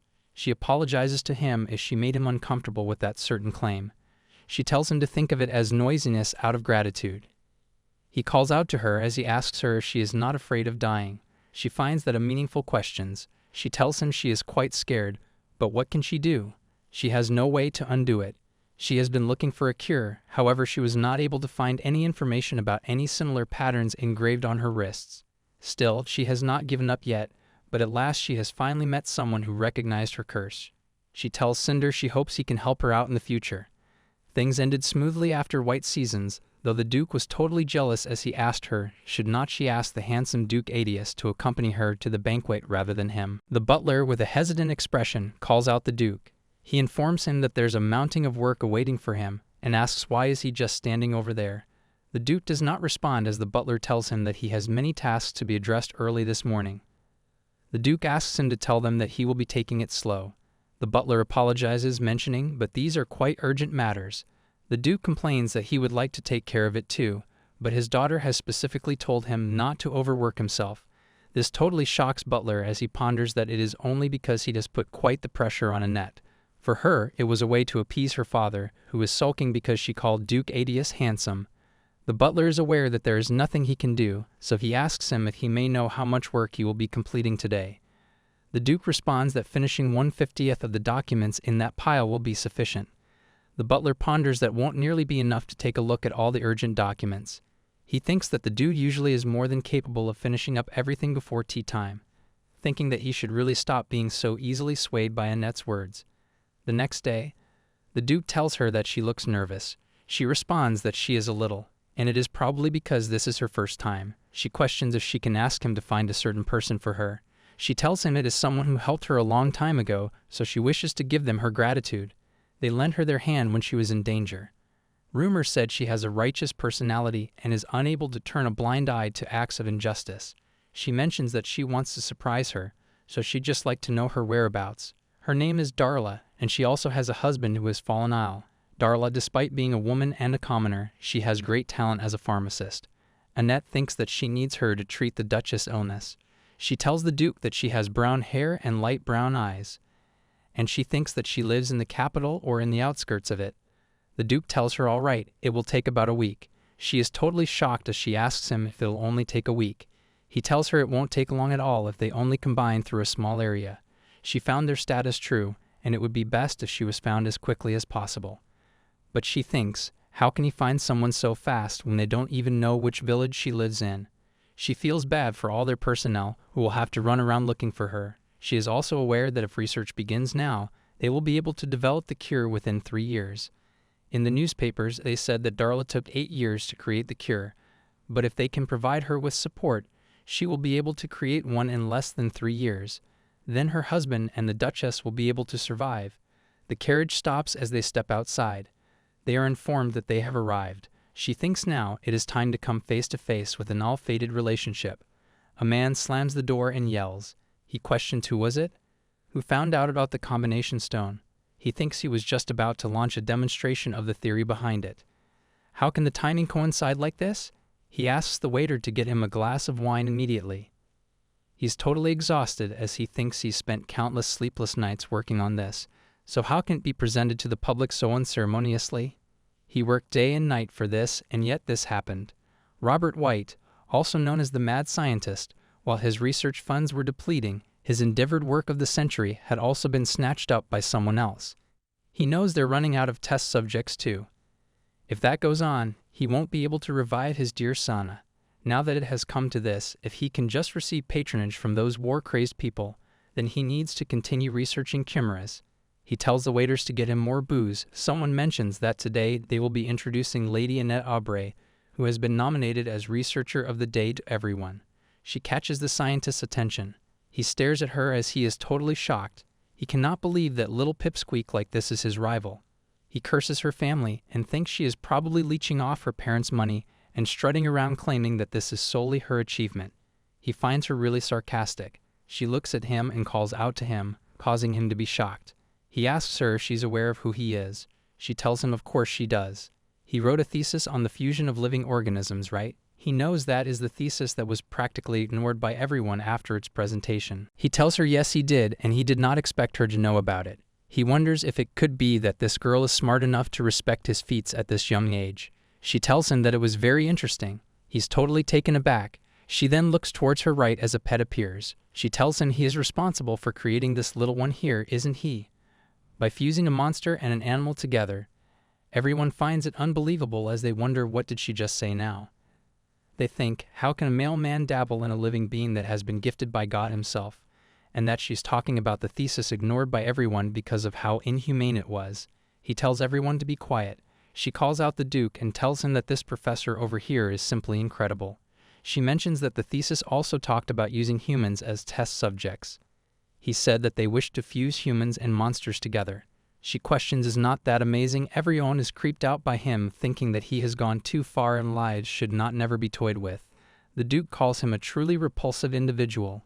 He yells at her, questioning how dare she spread such baseless rumors about him, and asks her if she's crazy. He approaches her as she thinks there are two main reasons why he has become so flustered. Firstly, his research is conducted in secret since it is largely supported by the underworld.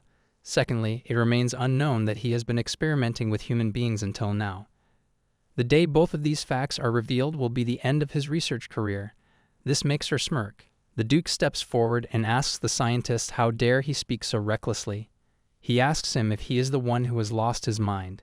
People start to talk about him, questioning. Is not that a forbidden experiment that he has been doing? They heard it was to bring back his deceased wife. They wonder how dare he tampered with a life given by the divine. They wish for him to be removed immediately, as having someone like that within the Academy Association is a disgrace. He's totally frightened. He begins to say that it is not true, and he did not do anything like that. He questions if it even makes sense to believe the words of this girl. He tells them that there is no way he created a chimera. It is not even possible in the first place. She thinks to herself that he is really ruining his own future with those words. Saying something like that, she wonders if that won't make him lose his sponsors now. She then smirks as she's aware leaving the Academy Association would make it difficult to get backing or research funding. They distribute research funds to affiliated scholars twice a year if that gets cut off. Then they decide to locate the so-called thesis and verify its authenticity before making any decisions. They even mention that they understand the desire to get in good graces for this year's Scholar of the Year. She looks at them and realizes that they were not looking at her, but they were looking at her father. No wonder they so quickly took sides. She knows if they want to receive anything valuable on the synthetic nanostone project, they need to make sure they're in his good books. She thinks that she should probably step back and let the president handle this. The Duke picks her up, and he calls out to the scientist by his name, questioning if Robert White is his name. He tells him that today he will remember for the rest of his life how he treated his daughter without respect. He will regret it, wishing for time to rewind, begging for forgiveness as he reflects on his mistakes. This leaves the scientist startled. Even she ponders that he should apologize right now instead of talking back. He mentions that his daughter is usually kind, so if she was rude he must have done something wrong. She notices that her father has a sharp observation. He states that it seems that he feels quite wronged, but given his reputation, he should not blame his daughter for calling him out. She ponders that she knew that the Duke had a rebellious strike, but to insult someone like that? He tells the scientist that he wishes him a life worse than a bug, and he should live without peace. She asks the Duke to not be too harsh, as it might just be a misunderstanding.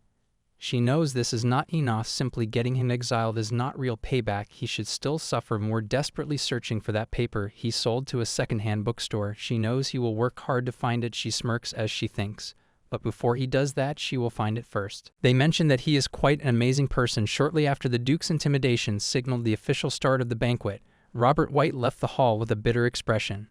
Meanwhile, people began to gather in small groups, chatting away. She observes around as she ponders. At least there are some women here after all. She thinks that, as far as she knows, there's about one woman for every 10 men, though it feels like the men are deliberately isolating the women. She then becomes startled. She realizes that voice that she just heard sounds familiar. The Duke mentions that here comes the noisy one as someone steps towards them. It is Duke Igna with his son. Duke Igna points at Duke Aubrey, mentioning he is the one who they call Green, the head of the Aubrey family, blessed with the power of Verdant. The son responds that he has told him repeatedly referring to people by colors is quite rude. His father tells her that the Duke is accompanied by his daughter Annette Aubrey. She greets them. She ponders from the first time she saw him. He really is something else. The Duke tells Duke Igna that it is ridiculous. Duke Igna asks if he is glad to see Duke Aubrey and replies to his own question that maybe he is. His son tells him it is not good to judge someone's mood so arbitrarily. Annette thinks that his son does not seem to have inherited many traits from the Duke. The son greets the Duke, mentioning that it is nice to meet him, and he is Hill Ignessel, the second son of the Agnes family. She wonders if this is some kind of lesson from father. The Duke says that to think this guy kid actually has a decent child must be tough on him too. Hill responds it is not something new, and he is used to it now. She ponders, so it is not that bad after all. She greets him as well. She wonders if she should use informal or formal speech. He smiles at her and tells her she can speak casually with him. She tells him if that is the case, then he should speak casually too.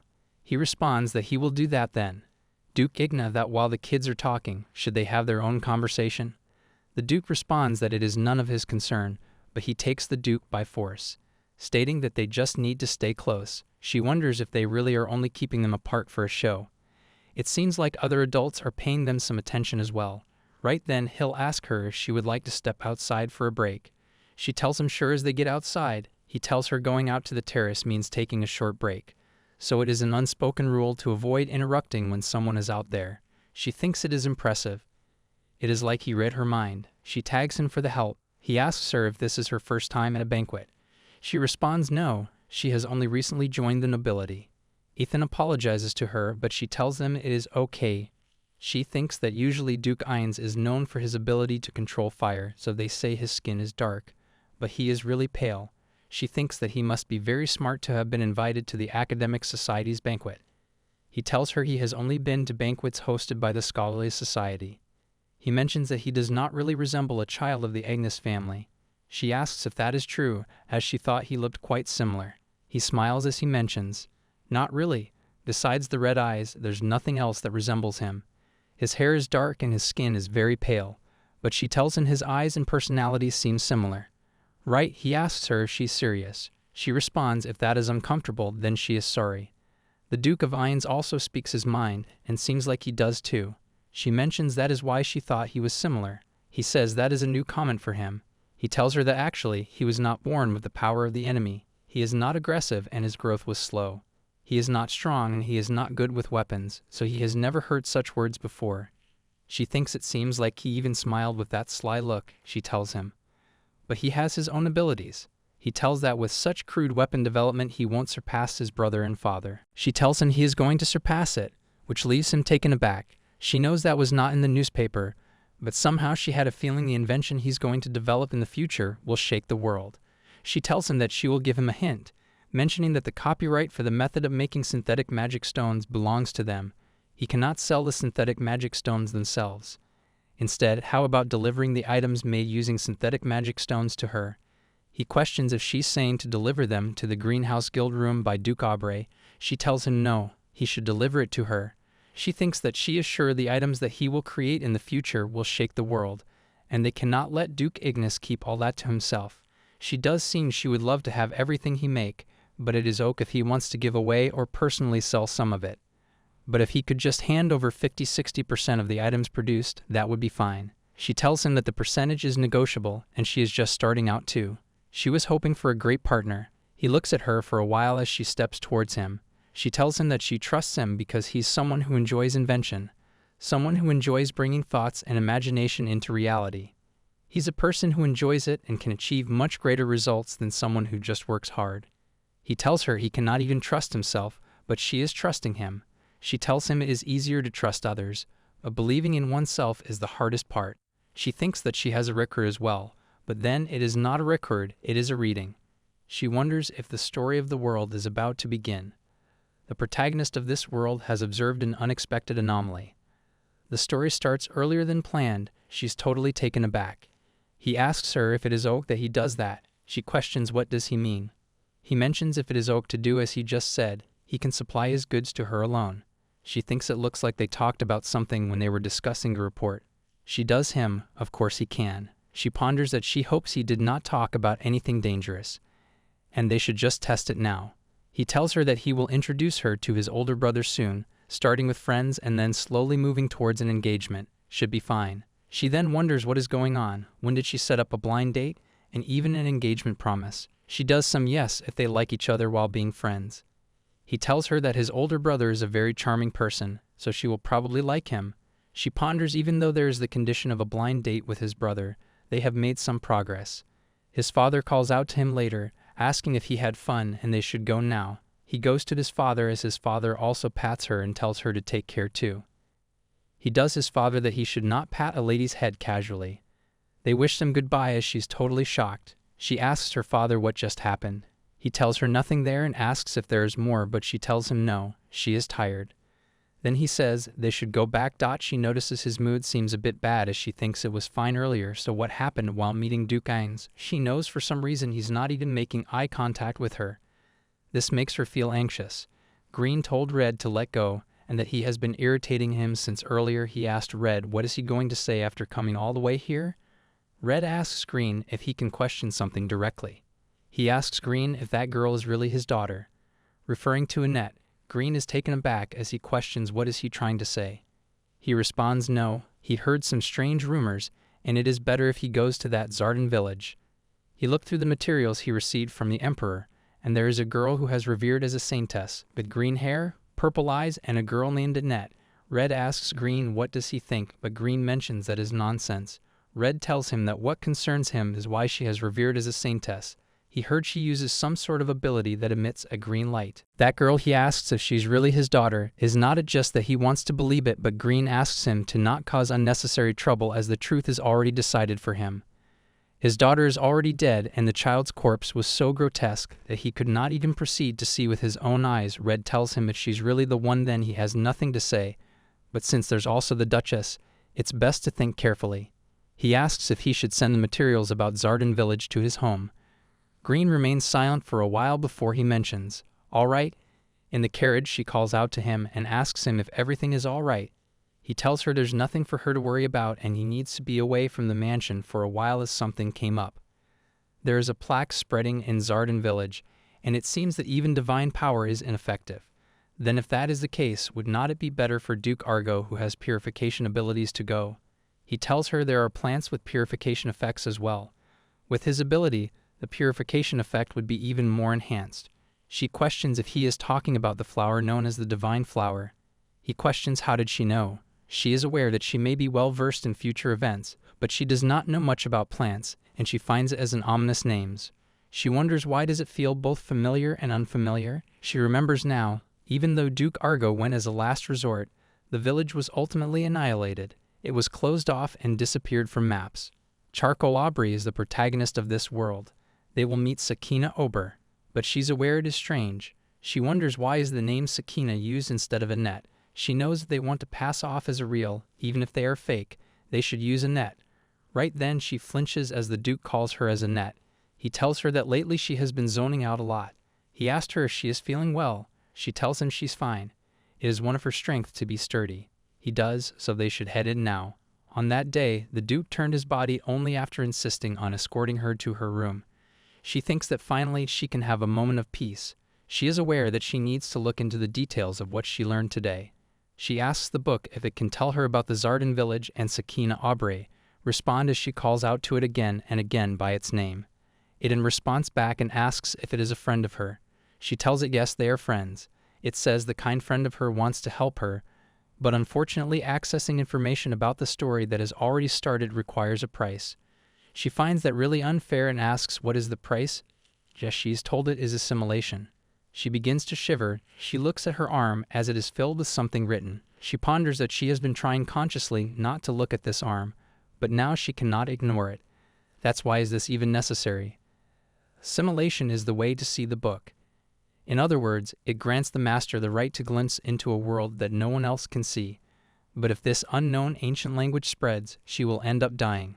The information given so far must have been unlocked due to the advanced stage of this assimilation. She ponders. For now, she needs to get in touch with the eccentric scientist because of the increasingly assimilating patterns. She notices it is silence again. But then she thinks the time has passed, but there is no contact. It seems there's no intention of replying to her letter. She's aware if that is the case, she needs to drag them here, even if it is by force. She did not want to go that far out of annoyance, but she thinks that since she has already stepped in, she wants to properly finish the second life. Preparing to idly spend the remaining 7 years requires some planning. She thinks that the place where that black shadow was, how does she get there? The book records tells her to just close her eyes and think of the place. She wonders if that is all as it is so indifferent. She knows picturing the place is not hard. She opens her eyes and finds herself here. She did not expect it to be this complete. A black shadow runs to her, asking if she read the records and actually implement them again. She realizes it is still pitch black. The shadow also tells her, but she has heard about the price, right? She responds that she knows assimilation is the price. She is told that from now on she can pay the price and read as much as she wants. She's aware that means she'll die quickly. Assimilation is not necessarily all bad. It will be helpful to her as well. She's told that her suppressed talent will bloom, and she'll find out soon. She questions talent or whatever. What does that mean? But then she's told it's nothing. She then asks the shadow who exactly it is. The shadow asks if she's curious about it. Wondering how should it put it before stating it is just like her, it says it is in her words. This makes her taken aback as she ponders when she first saw it. She thought it was a non-human being because it was completely covered in darkness. A pitch-black existence in fact.